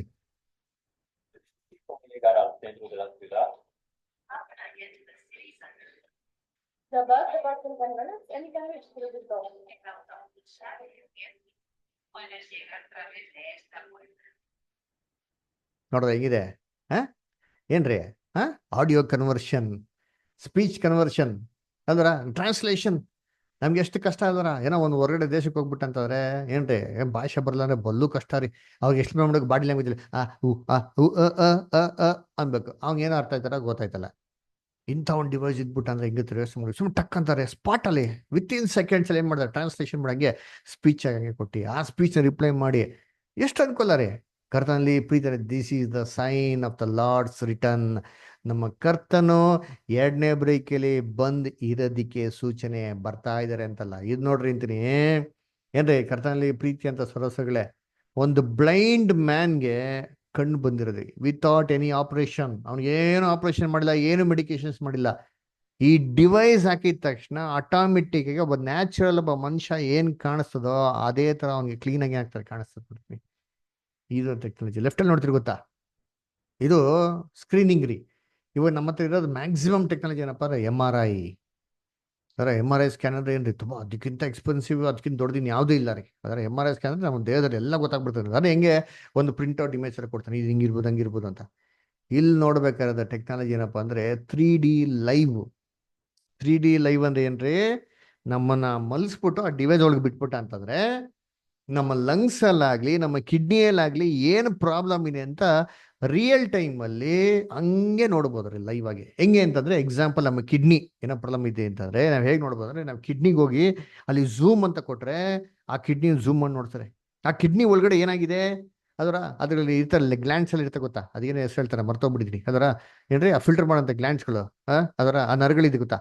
ಆ ನರಗಳಲ್ಲಿ ಏನಾಗಿದೆ ಅಂತ ನೋಡ್ಬೇಕಾದ್ರೆ ನರಗಳಿಗೆ ಒಂದೊಂದೇ ಝೂಮ್ ಮಾಡ್ಕೊಂಡು ಮೊಬೈಲ್ ಝೂಮ್ ಮಾಡ್ತೀವಿ ಗೊತ್ತಾ, ಇಮೇಜ್ಗಳು ಆ ಥರ ಝೂಮ್ ಮಾಡ್ಕೊಂಡು ಹೋದ್ರೆ ಒಡ ಕ್ಲೀನ್ ನೋಡಿಸ್ತಾರೆ. ಏನಾಗಿದೆ ಅಂತ ಪ್ರಾಬ್ಲಮ್ ಕ್ಲೀನಾಗಿ ರಿಯಲ್ ಟೈಮ್ ಅಲ್ಲಿ ಐಡೆಂಟಿಫೈ ಮಾಡಿ ಆ ಪರ್ಟಿಕ್ಯುಲರ್ ಜಾಗಕ್ಕೆ ಮಾತ್ರ ಟ್ರೀಟ್ಮೆಂಟ್ ಕೊಡೋ ಥರ ಫೆಸಿಲಿಟೀಸ್ ಇದೆ. ಒಂದು ಕಾಲದಲ್ಲಿ ಹೊಟ್ಟೆ ನೋವಾ, ಏನೋ ಇರ್ಬೇಕಪ್ಪ ಆಪರೇಷನ್ ಮಾಡೋಣಪ್ಪ ಅಂದ್ರೆ ಹೊಟ್ಟೆ ಕಿತ್ಬೇಕು, ಕುಯ್ಬೇಕು, ಹೊಟ್ಟೆ ಒಳಗೆ ಹೋಗಿ ನೋಡ್ಬೇಕು ಅವನು. ಏನಾಗಿದೆ ನೋಡ್ಬಿಟ್ಟು ಇದು ಪ್ರಾಬ್ಲಮ್ ಅಂತ ಅಲ್ಲಿ ಆಪರೇಷನ್ ಮಾಡ್ಬರ್ತಾನೆ. ಏನೋ ಚೆನ್ನಾಗಿತ್ತು ಅಂದ್ರೆ ಬೈ ಮಿಸ್ಟೇಕಾಗಿ ಕುಯ್ದಂಗೆ ಲೆಕ್ಕ. ಇವಾಗೆಲ್ಲ ಹಂಗಿಲ್ಲ ರೀ. ಕರ್ತನಲ್ಲಿ ಪ್ರೀತಿಗಳೇ ಜ್ಞಾನ ಹೆಚ್ಚಾಕೈತಿ. ನೋಡಿ ಕ್ಯಾನ್ಸರ್, ಎಷ್ಟು ಜನ ಹೆಣ್ಮಕ್ಳು ಬ್ರೆಸ್ಟ್ ಕ್ಯಾನ್ಸರಿಂದ ಕ್ಯಾನ್ಸರ್ ಬಂದು ಸತ್ತೋಗ್ಬಿಡ್ತಾರಲ್ವಾ. ಇದು ಏನ್ರಿ ಇದೆ ನೋಡಿ ಟೆಕ್ನಾಲಜಿ. ಏನಪ್ಪಾ ಅಂದ್ರೆ ಕ್ಯಾನ್ಸರ್ ಸೆಲ್ಸ್ಗೆ ಏನೂ ಟ್ರೀಟ್ಮೆಂಟ್ ಇಲ್ಲ ರೀ. ಜಸ್ಟ್ ಕರೆಕ್ಟಾಗಿ ಕ್ಯಾನ್ಸರ್ ಸೆಲ್ಸ್ಗೆ ಹೋಗ್ಬಿಟ್ಟು ಏನ್ ಮಾಡ್ತಾರೆ, ಫ್ರೀಸ್ ಮಾಡಿ ಲಾಕ್ ಮಾಡ್ಬಿಡ್ತಾರೆ. ಆ ಕ್ಯಾನ್ಸರ್ ಸೆಲ್ಸ್ ಗ್ರೋ ಆಗದ ರೀತಿಲಿ ತಡೆಗಟ್ಟೋದು ಅಷ್ಟೇ, ಏನು ಇದಕ್ಕೆ ಟ್ರೀಟ್ಮೆಂಟ್ ಇಲ್ಲ. ಕ್ಯಾನ್ಸರ್ ಬಂದ್ರೆ ಜಗತ್ತಲ್ಲಿ ಏನೂ ಟ್ರೀಟ್ಮೆಂಟ್ ಇಲ್ಲ ರೀ. ಒಂದೇ ಟ್ರೀಟ್ಮೆಂಟ್ ಇರೋದು ಕೀಮೋಥೆರಪಿ ಅಥವಾ ರೇಡಿಯೇಷನ್, ಇಷ್ಟೇ. ಈ ಎರಡು ಬಿಟ್ಟರೆ ಬೇರೆ ಏನೂ ಟ್ರೀಟ್ಮೆಂಟ್ ಇಲ್ಲ. ಆದರೆ ಈ ಟೆಕ್ನಾಲಜಿ ಇಸ್ರೇಲ್ ಕಂಡುಹಿಡಿತಾರೆ ಟೆಕ್ನಾಲಜಿ. ಇದೆಲ್ಲ ಹೇಳ್ತೀನಿ ಮುಂದೆ ಬರೋ ಇಸ್ರೇಲ್ ಬಗ್ಗೆ ಕ್ಲಾಸಸ್ ಅಲ್ಲಿ ಹೇಳ್ತೀನಿ, ಡೀಟೇಲ್ ಆಗಿ ನೋಡಿದ್ದೀನಿ. ಅದರ ಮನುಷ್ಯನ ದೇಹದಲ್ಲಿ ಏನೂ ಆಪರೇಷನ್ ಮಾಡ್ತೀರಾ, ಜಸ್ಟ್ ಹಂಗೆ ಒಳಗಡೆನೆ ಬಾಡಿಯಲ್ಲಿ ಆ ಕ್ಯಾನ್ಸರ್ ಸೆಲ್ಸ್ನ ಫ್ರೀಸ್ ಮಾಡಿ ಕಾಯಿಲೆ ವಾಸಿ ಮಾಡ್ತಾರೆ. ಕರ್ತನಲ್ಲಿ ಪ್ರೀತಿಗಳೇ ಆರ್ಟಿಫಿಷಿಯಲ್ ಇಂಟೆಲಿಜೆನ್ಸ್ ಇದನ್ನ ನಾವು ಮೊನ್ನೆ ಇರಾನ್ ವಾರಲ್ಲಿ ನೋಡಿದ್ರಲ್ಲ, ಆಮೇಲೆ ಏನ್ರಿ ನಮ್ಮ ಇಸ್ರೇಲ್ ವಾರ್ ನೋಡಿದ್ರಲ್ಲ, ಏನ್ರಿ ಗಾಜಾ ಅಲ್ಲಿ ಹೆಂಗ್ ಅಟ್ಯಾಕ್ ಮಾಡಿದ್ರು ಅಂತೀನಿ. ಹೆಂಗ್ ಅಟ್ಯಾಕ್ ಮಾಡಿದ್ರು ಇಸ್ರೇಲ್ ಅವರು, ಇಸ್ರೇಲ್ ಸೋಲ್ಜರ್ಸ್ನ ಕಳ್ಸಿದ್ರ, ಗಾಜಾ ಅಲ್ಲಿ ಹೋಗ್ಬಿಟ್ಟು ಹಮಾಸ್ನೆಲ್ಲ ಡಿಸ್ಟ್ರಾಯ್ ಮಾಡಿ ಅಂತ ಅಂದ್ಬಿಟ್ಟು ಹೆಂಗ್ ಕಳ್ಸಿದ್ರ. ಎಲ್ಲ ಡ್ರೋನ್ಸ್, ಎಲ್ಲ ಇಸ್ರೇಲ್ ಆರ್ಮೇಲೆ ಕೂತಾರೆ ಅಂತ ಎಲ್ಲ ಸೀದಾ ಬಿಟ್ಟು ಅವ್ರ ಆಫೀಸ್ ಡಿಪಾರ್ಟ್ಮೆಂಟ್ ಕೂತಾರೆ. ಎಲ್ಲ ಮೊಬೈಲ್ ಎಲ್ಲ ಸಿಸ್ಟಮ್ ಇಟ್ಕೊತಾರೆ. ಸಿಸ್ಟಮಲ್ಲಿ ಡ್ರೋನ್ಸ್ ಬಿಡ್ತಾರೆ ನೋಡ್ತೀನಿ. ಆ ಡ್ರೋನು ಅನ್ಮ್ಯಾನ್ ಏರ್ಕ್ರಾಫ್ಟ್ ಕ್ಲೀನಾಗಿ ಹೋಗಿ ಸರ್ಚ್ ಮಾಡಿ ಎಲ್ಲವರೇ ಸ್ಕ್ಯಾನ್ ಮಾಡಿ ಕ್ಲೀನಾಗಿ ಹೀಟ್ ಸೆನ್ಸಸ್ ಮುಖಾಂತರ ಮನುಷ್ಯ ಇದನೋ ಇಲ್ವೋ ಅಂತ ನೋಡಿ ಕ್ಲೀನಾಗಿ ಡೆಮಾಲಿಷ್ ಮಾಡಿ ಡಿಸ್ಟ್ರಾಯ್ ಮಾಡಿ ವಾಪಸ್ ಸೇಫ್ ಆಗಿ ಬರ್ತಾರೆ, ಯಾವುದೇ ಮನುಷ್ಯನಿಗೆ ಹಾನಿ ಆಗದ ರೀತಿಯಲ್ಲಿ. ಇದು ನೋಡ್ತೀನಿ ಆಂಟಿ ಸ್ಕಡ್ ಮಿಸೈಲ್. ಏನ್ರಿ ಇಸ್ರೇಲ್ ಮೇಲೆ ಇರಾನ್ ಅವರು 6,000 Scud missile at time launch ಮಾಡ್ರಿ. ಎಷ್ಟು 6,000 ಯೋಚನೆ ಮಾಡಿ, ಒಂದ ಎರಡ 6,000 ಪಟಾಕಿ ಹೊಡೆದ್ರೆ ನಿಮ್ಮ ಮನೆ ಹತ್ರ ನೀವು ಇರ್ತೀರಾ, ನೀವು ಇಸ್ರೇಲ್ ರಾಜ್ಯದ ಮೇಲೆ ಹಾಕೊಂಡು ನೋಡಿರ್ತೀರಿ. ಆದರೆ ಒಂದು ಬಾಂಬು ನೆಲಕ್ಕೆ ಅಪ್ಪಳಿಸಿಲ್ಲ. ಯಾಕೆಂದ್ರೆ ಆಂಟಿ ಸ್ಕಡ್ ಮಿಸೈಲ್.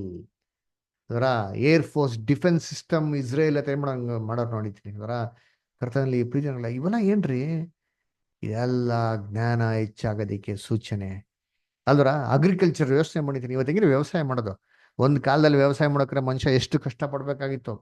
ಉಳುಮೆ ಮಾಡಬೇಕು, ಬಿತ್ತನೆ ಮಾಡಬೇಕು, ನೆಲ ಅವನೇ ಮಾಡಬೇಕು, ಹೋಗಿ ಒಂದೊಂದೇ ಬೀಜಗಳನ್ನ ಬಿತ್ತನೆ ಮಾಡಬೇಕು, ಆಮೇಲೆ ಅದೆಲ್ಲ ಆಮೇಲೆ ನೀರು ಬಿಡಬೇಕು, ಬೆಳಗ್ಗೆ ಹೋಗ್ಬೇಕು, ಆ ನೀರಿನ ಕಟ್ಟೆಗೆ ನೀರು ಓಡಿಸ್ಬೇಕು, ಆ ನೀರಿನ ಕಟ್ಟೆನ ನೀರು ಮಾಡಬೇಕು, ಹರ್ಸ್ಕೊಂಬರ್ಬೇಕು, ನೀರ್ನ ಹಂಗೆ ಪಾತಿ ಮಾಡಿ ಮಾಡೋಕೆ ನೀಟಾಗಿ ಬಿಡಬೇಕು, ಲಾಕ್ ಮಾಡಬೇಕು, ಓಪನ್ ಮಾಡಬೇಕು.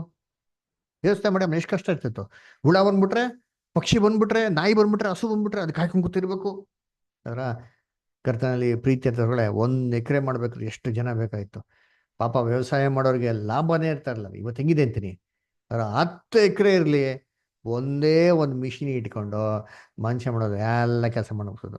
ಅವನೇ ಉಳುಮೆ, ಬಿತ್ತನೆ, ಕುಯ್ಯೋದಿಂದ ಹಿಡ್ದು ಪ್ಯಾಕಿಂಗ್ ಮಾಡಿ ಆಟೋಮೆಟಿಕ್ ಆಗಿ ಕೊಡೋ ಅಂತ ಡಿವೈಸ್ಗಳು ಏನಾಗಿದೆ ಇವತ್ತು ಬಂದಿದೆ. ಕರ್ತನಲ್ಲಿ ಪ್ರೀತಿ ನೋಡಿ ನೋಡ್ತಿರುತ್ತೆ ಹೈಬ್ರಿಡ್ ಫುಡ್ಸ್. ಏನ್ರಿ ಚೈನಾ ಮತ್ತು ಜಪಾನಲ್ಲಿ ನೋಡಿದ್ದೀನಿ ಹೆಂಗಿದೆ ಹೈಬ್ರಿಡ್ ಫ್ರೂಟ್ಸ್ ಅದರ ನೋಡಿ, ಚಿಕ್ಕ ಪಪಾಯ ಗಿಡ ಏನು ಫ್ರೂಟ್ಸ್ ಕೊಟ್ಟಿದೆ ಅದರ. ಇದು ನಾವು ಎಲ್ಲಿ ಓದಿದ್ದೀರಿ ಬೈಬಲಲ್ಲಿ? ಈ ಥರ ಎಲ್ಲರೂ ಒಂದು ಕಡೆ ನೋಡಿದ್ದೀರಿ ಬೈಬಲಲ್ಲಿ? ಈ ಥರ ದೊಡ್ಡ ದೊಡ್ಡ ಫ್ರೂಟ್ಸ್ ಇದೆ, ಹೈಬ್ರಿಡ್ ಫ್ರೂಟ್ಸ್ ಇದೆ, ರಾಶಿ ರಾಶಿ ಹಣ್ಣುಗಳ ಬಗ್ಗೆ ನಾವು ಎಲ್ಲಿ ಓದಿದ್ದೀರಿ ಬೈಬಲಲ್ಲಿ? ಎಲ್ಲರೂ ಓದಿದ್ದೀರಾ? ಯಾರಿಗ ಜ್ಞಾಪನ ಇದೆಯಾ? ಸ್ವಲ್ಪ ಯೋಚನೆ ಮಾಡಿ. ಇದೆಯಾ ಬೈಬಲಲ್ಲಿ? ಇದೆ ರೀ ಅದರ. ಎಲ್ಲಿ ಇಸ್ರೇಲ್ಗಳು ಕಾನಾನ್ ದೇಶಕ್ಕೆ ಹೋಗಿ ಬರ್ಬೇಕಾದ್ರೆ ಎತ್ಕೊಂಡ್ಬರ್ತಾರಲ್ವಾ ನೋಡಿ, ಐತೆ ಟೆಕ್ನಾಲಜಿ. ದ್ರಾಕ್ಷಿ ಉತ್ಕೊಂಡ್ಬಿಡ್ತಾರೆ.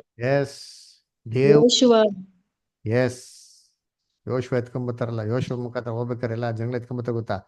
ಇದೇ ಟೆಕ್ನಾಲಜಿನ ದೇವ್ರ ಲೋಕದಲ್ಲಿ ಎಲ್ಲಾ ಕಡೆ ಮಾಡ್ತಾರೆ ನೋಡಿ. ನೋಡ್ರಿ ಟಿವಿಲಿ ಮೂಲಂಗಿ ಆಟೋಮೆಟಿಕ್ ಹಿಂಗೆ ಎತ್ಕೊಂತೀರ ನೀವು, ಮೂಲಂಗಿ ಹಂಗೆ ಎತ್ಕೊಂಡು ಅಲ್ಲೇ ಪ್ಯಾಕಿಂಗ್ ನೋಡಿರ್ತೀನಿ, ಅಲ್ಲೇ ವಾಷಿಂಗ್ ಆಗಿ ಇಮಿಡಿಯೇಟಾಗಿ. ಯೋಚನೆ ಮಾಡಿರ್ತೀನಿ, ಈ ಕೆಲಸ ಮಾಡ್ಬೇಕು ಎಕರೆ ಗಟ್ಟಲೆ ಮಾಡ್ಕೊಂಡು ಎಷ್ಟು ಮನುಷ್ಯ ಬೇಕು, ಎಷ್ಟು ಟೈಮ್ ಕನ್ಸ್ಯೂಮಿಂಗು. ಇವತ್ತೇನಾಗ್ತದೆ ಅಂತೆ, ಮನುಷ್ಯ ಹತ್ತಿತ್ತ ತಿರ್ಗಾಡ್ತಾನೆ. ಅದರ ಜ್ಞಾನವು ಏನಾಗಿದೆ ಇವತ್ತು? ಹೆಚ್ಚಾಗಿದೆ. ಕರ್ತನಲ್ಲಿ ನಾನು ಹೇಳ್ತಾ ಇರೋದು ಒಂದು ಸಿಂಪಲ್ ಸ್ಮಾಲ್ ಎಕ್ಸಾಂಪಲ್ ರೀ. ಎಷ್ಟ ನೀವು ನಿಧಾನವಾಗಿ ಥಿಂಕ್ ಮಾಡ್ರಿ. ನಿಮ್ಮ ಮನೆಯಲ್ಲಿ ಯೂಸ್ ಮಾಡೋಂಥ ಒಂದೊಂದು ಎಕ್ವಿಪ್ಮೆಂಟ್ಸ್, ಒಂದು ಗುಂಡು ಪಿನಿಂದ ಹಿಡ್ದು ಏನ್ರಿ, ನೀವು ಸ್ನಾನ ಮಾಡೋಂಥ ಸೋಪಿಂದ ಹಿಡ್ದು ನೀವು ಅಡುಗೆ ಮಾಡೋಂಥ ಇರೋಂಥ ಎಲ್ಲ ವಸ್ತುಗಳು ಜ್ಞಾನ ಹೆಚ್ಚಾಗಿರೋದಕ್ಕೆ ಸೂಚನೆ. ಇದು ಯಾರ ದಯೆ, ಯಾರ ಕೃಪೆ, ಯಾರ ಆಶೀರ್ವಾದ, ಯಾರ ದೆಸೆಯಿಂದ ಆಗಿರೋದು ಅಂದರೆ ನಮ್ಮ ಕರ್ತನ ಎರಡನೇ ಪ್ರತ್ಯಕ್ಷತೆ. ಬರೋಣ ಅಲ್ಲ, ಬತ್ತಾ ಇದ್ದೀರಿ ಅಂತಲ್ಲ ರೀ, ಬಂದಿರೋದಕ್ಕೆ, ಕರ್ತನ ದಿನದಲ್ಲಿ ನಾವು ವಾಸ ಮಾಡ್ತೇವೆ ಅಂತ ಹೇಳೋದಕ್ಕೆ ಬ್ಯೂಟಿಫುಲ್ ಸೂಚನೆ ರೀ. ಕರ್ತನಲ್ಲಿ ಬರ್ತದೆ. ಇದಕ್ಕಿಂತ ನಮ್ಮ ಕಣ್ಣು ಮುಂದೆ ದೊಡ್ಡದಾಗಿರೋಂಥ ಸೂಚನೆ ಇನ್ಯಾವುದೂ ಇಲ್ಲ ರೀ. ಇದು ನಮಗೆ ಕ್ಲಿಯರ್ ಆಗಿ ನೋಡ್ಸೋದು ಏನಪ್ಪಾ ಅಂದ್ರೆ, ನಾವು ಆತನ ದಿನಗಳಲ್ಲಿ ವಾಸ ಮಾಡ್ತಾ ಇದ್ದೀರಿ ನಮ್ದು. ಕರ್ತನಲ್ಲಿ ಪ್ರೀತಿ ಅಂತ ಏನ್ರಿ, ಇದ್ರ ಬಗ್ಗೆ ಮಾತಾಡಬೇಕು ಅಂದ್ರೆ ಎಷ್ಟೋ ಗಂಟೆಗಟ್ಟಲೆ ಮಾತಾಡ್ಬೋದು, ಎಷ್ಟೋ ಪ್ರವಾದನೆ ಮಾತುಗಳೇನಾಗಿದೆ ಇದೆ ರೀ. ಅದೆಲ್ಲ ದೇವ ಚಿತ್ತ ಇದ್ರೆ ಮುಂದೆ ಬರೋ ದಿನ ನಾವೇನ್ ಮಾಡೋಣ, ಮಾತಾಡೋಣ ಅಲ್ವರ. ಇನ್ನೊಂದು ಸೂಚನೆ ಬಗ್ಗೆ ಓದಾ ನೋಡಿದ್ದೀರಿ ಇಲ್ಲಿ 1 ಕೊರಿಂಥ 4ನೇ ಅಧ್ಯಾಯ 5ನೇ ವಾಕ್ಯ ಓದಂತೆ. 1 ಕೊರಿಂಥ 4ನೇ ಅಧ್ಯಾಯ 5ನೇ ವಾಕ್ಯ. ಆದುದರಿಂದ ಕಾಲಕ್ಕೆ ಮೊದಲು ಯಾವುದನ್ನು ಕುರಿತು ತೀರ್ಪು ಮಾಡಬೇಡಿರಿ, ಕರ್ತನು ಬರುವ ತನಕ ತಡೆಯಿರಿ. ಆತನು ಕತ್ತಲೆಯಲ್ಲಿರುವ ಗುಪ್ತ ಕಾರ್ಯಗಳನ್ನು ಬೆಳಕಿಗೆ ತರುವನು, ಹೃದಯದ ಯೋಚನೆಗಳನ್ನು ಪ್ರತ್ಯಕ್ಷಪಡಿಸುವನು. ಆ ಕಾಲದಲ್ಲಿ ಪ್ರತಿಯೊಬ್ಬನಿಗೆ ಬರತಕ್ಕ ಹೊಗಳಿಕೆಯು ದೇವರಿಂದ ಬರುವುದು. ನೋಡ್ರ, ಆದುದರಿಂದ ಕಾಲಕ್ಕೆ ಮೊದಲಾಗಿ ಯಾವುದನ್ನು ಕುರಿತು ತೀರ್ಪು ಮಾಡಬೇಡ್ರಿ, ಯಾವುದು ಜಜ್ಮೆಂಟ್ ಮಾಡ್ಬೇಡ್ರಪ್ಪ ಅಂತ ಹೇಳ್ತಾರೆ. ಯಾಕೆ ಅಂತ ಹೇಳ್ತಾರೆ, ಕರ್ತನ ಬರುವ ತನಕ ಕಾದುಕೊಂಡಿರಿ. ಕರ್ತನ ಬರ್ತಾರೆ ಯಾವಾಗ? 2ನೇ ಬರಿಕೆ ಬರ್ತಾರೆ, ಅಲ್ಲಿವರೆಗೂ ವೇಟ್ ಮಾಡಿ ಅಂತ ಹೇಳ್ತಾರೆ. ಅವಾಗ ಬಂದು ಏನ್ ಮಾಡ್ತಾರೆ? ಆತನು ಕತ್ತಲೆಯಲ್ಲಿರುವಂತ ಗುಪ್ತ ಕಾರ್ಯಗಳನ್ನು ಬೆಳಕಿಗೆ ತರುವನು. ಕತ್ಲಲ್ಲಿರುವಂತ ಎಲ್ಲ ಗುಪ್ತವಾಗಿರೋ ಕೆಲಸ ರೀ. ಸೀಕ್ರೆಟ್ ಆಗಿ ಯಾವ ಮನುಷ್ಯ ಏನೇನ್ ಮಾಡಿದನೋ ಎಲ್ಲವನ್ನೂ ಏನ್ ಮಾಡ್ತಾರೆ? ಬಯಲಿಗೆ ತರ್ತಾರಂತಾರೆ. ಇವತ್ತು ನಾವು ದಿನದಲ್ಲಿ ಇದೀರ ಅಂದ್ರೆ ಎಸ್ ದಿನದಲ್ಲಿ ಏನ್ರಿ ಪ್ರೂಫ್? ಯೋಚನೆ ಮಾಡಿ, ಎಷ್ಟು ಎಕ್ಸಾಂಪಲ್ಸ್ ಕೊಡ್ಬೋದು ಯೋಚನೆ ಮಾಡಿರ್ತೀನಿ ಅಂದ್ರ. ಎಲ್ಲ ಗುಪ್ತವಾಗಿರೋಂಥ ವಿಚಾರಗಳು ಎಲ್ಲ ಬಯಲಿಗೆ ಬರ್ತಾ ಇದೆ, ಯಾವುದು ಮುಚ್ಚುಮರೆ ಇಲ್ಲ ರೀ. ಒಂದು ಕಾಲದಲ್ಲಿ ಏನ್ರಿ, ಒಬ್ಬ ಲಂಚ ಇಸ್ಕೊಬೇಕಾರೆ ಏನ್ ಧಾರಾಳವಾಗಿ ಏನ್ ಧೈರ್ಯವಾಗಿ ಇಸ್ಕೊಂಡು, ಇವತ್ತು ಹೆಂಗಿದೆ ಅಂತೀನಿ, ಲಂಚ ಇಸ್ಕೊಬೇಕಾರೆ 1000 ಸತಿ ಯೋಚನೆ ಮಾಡ್ತಾರೆ. ಯಾಕೆ ಹೇಳಿ? ಪೆನ್ನು, ಮೊಬೈಲು, ಇಲ್ಲೆಲ್ಲ ಕ್ಯಾಮ್ರಾ ಗೀಮ್ರಾ ಇಟ್ಕೊಂಡ್ಬಂದ್ಬಿಡ್ತಾರೆ ಅಲ್ವರ. ಏನ್ರಿ, ಅಯ್ಯೋ ದುಡ್ಡು ಇಸ್ಕೊಬೇಕು ರೆಡ್ ಹ್ಯಾಂಡ್ ಆಗಿ ಏನ್ ಮಾಡ್ತಾರೆ? ನೋಡಿದಿರಲ್ಲ ಟಿವಿನಲ್ಲಿ ನೋಡ್ಸೋದು ಅಲ್ವರ. ರೆಡ್ ಹ್ಯಾಂಡ್ ಆಗಿ ನೋಡ್ರಿ, ಲೋಕಾಯುಕ್ತವ್ರು ರೈಡ್ ಮಾಡಿದಾರೆ, ರೆಡ್ ಹ್ಯಾಂಡ್ ಆಗಿ ಕಾಸು ಇಸ್ಕೊಂಡು ಹಿಡಿದವ್ರೆ. ಯಾಕೆ ಹೆಂಗ್ ಹಿಡಿದ್ರು? ಯಾರು ಹಿಡ್ಕೊಟ್ಟಿರೋದು? ಕರ್ತನು ಬರುವ ತನಕ ಕಾದುಕೊಂಡಿರಿ. ಕತ್ತಲೆಯಲ್ಲಿ ಗುಪ್ತ ಕಾರ್ಯಗಳನ್ನು ಬೆಳಕಿಗೆ ತರುವನು. ಅಂದ್ರೆ ಟ್ರಾಫಿಕ್ ಪೊಲೀಸ್ ಇವಾಗ ಹಿಡಿದ್ರೆ ಫೈನ್ ಇಸ್ಕೊಂತಾನೆ, ದುಡ್ಡು ಲಂಚ ಇಸ್ಕೊಂತಾನೆ. ಅಪ್ಪ ನೀನು ಫೈನ್ ಕಟ್ಟು ಹೋಗಪ್ಪ ಸಾಕು ಅಂತಂತಾರೆ. ಯಾಕೆ ಹೇಳಿ?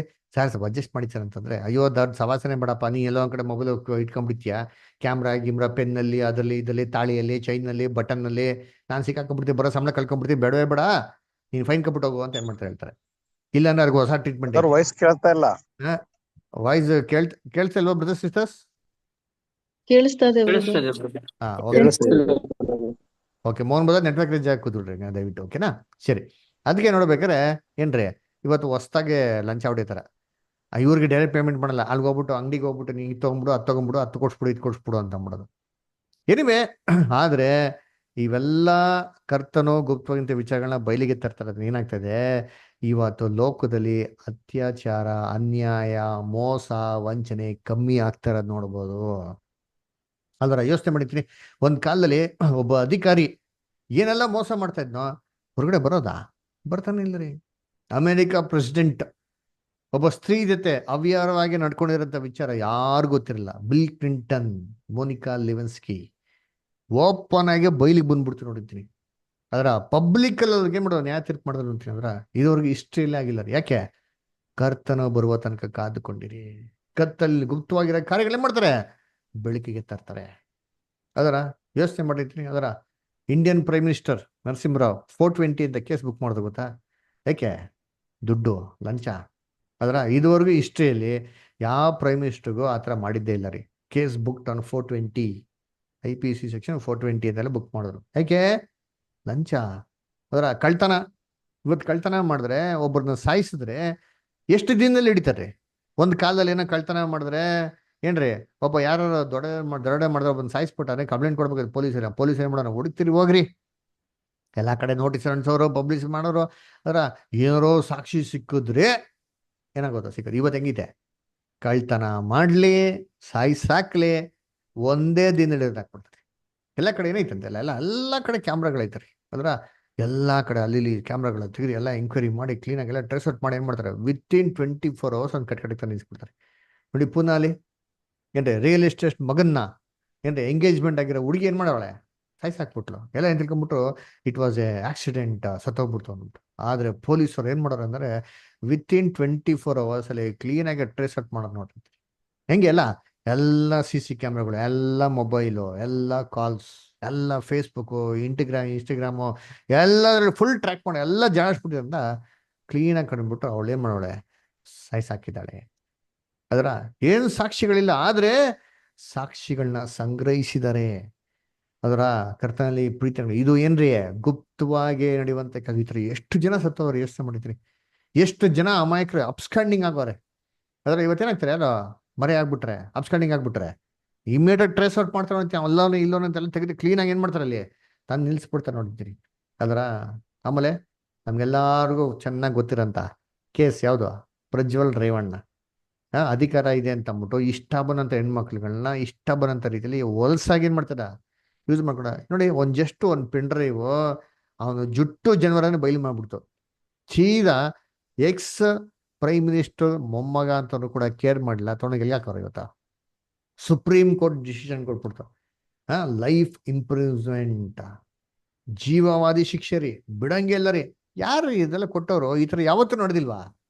ನಡೆದಿದೆ ಎಷ್ಟೋ ವಿಚಾರಗಳು, ಯಾವುದು ಬಯಲಿಗೆ ಬರ್ತಾ ಇರ್ಲಿಲ್ಲ. ನಾವು ವಾಸ ಮಾಡ್ತಿರೋದು ಕರ್ತನ ಬಂದಿರುವಂತ ದಿನದಲ್ಲಿ.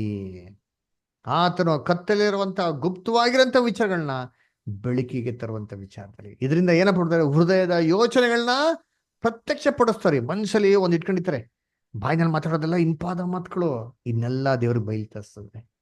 ದರ್ಶನ್ ಅದರ ಫಿಲಮ್ ಆಕ್ಟರ್ ದರ್ಶನ್ ಸಾಯಿಸ್ಬಿಟ್ಟು ಹೋಗ್ಬಿಟ್ಟು ಅವ್ನು ಪಡೋ ನಾರ್ಮಲ್ ಲೈಫಲ್ಲಿ ಅವನ್ನ ಎಂಜಾಯ್ ಮಾಡ್ಕೊಂಡು. ಅದರ ಪೊಲೀಸರು ಏನು ಮಾಡಿದ್ರು, ಪೊಲೀಸರು ಇಮಿಡಿಯೇಟ್ ಟ್ರೇಸ್ ಔಟ್ ಮಾಡಿ ಏನು ಮಾಡೋದು, ಸೀದಾ ಕೆಳಗಡೆ ಬಂದ್ಬಿಟ್ರು. ಎಲ್ಲರಿಗೂ ಹೆಂಗಿತ್ತು, ಏನು ಸ್ಟೇಟ್ಮೆಂಟ್ ಕೊಡ್ಬೇಕು, ನಾನು ಯಾವುದು ಮಾಡಿಲ್ಲ ಹಂಗೆ ಅಂತ ಎಲ್ಲ ಟಸ್ಪೂಸ್ ಕಿಸ್ ಅಂತ ನೋಡ್ತೀನಿ. ಎಲ್ಲ ಕ್ಲೀನಾಗಿ ಎಲ್ಲ ಸಾಕ್ಷಿಗಳು ಸೇರಿಸ್ಬಿಟ್ಟು ಕ್ಲೀನಾಗಿ ಹಾಕ್ಬಿಟ್ರು ನೋಡ್ತೀನಿ ಟಿವಿಯಲ್ಲಿ. ಏನೇನು ಮಾಡಿದ್ರು, ಯಾವ ಸ್ಟೆಪ್ಪಲ್ಲಿ ಏನಾಯ್ತು, ಎಲ್ಲ ಹೆಂಗಾಯ್ತು ಪ್ರೊಸೆಸ್ ಕ್ಲೀನಾಗಿ.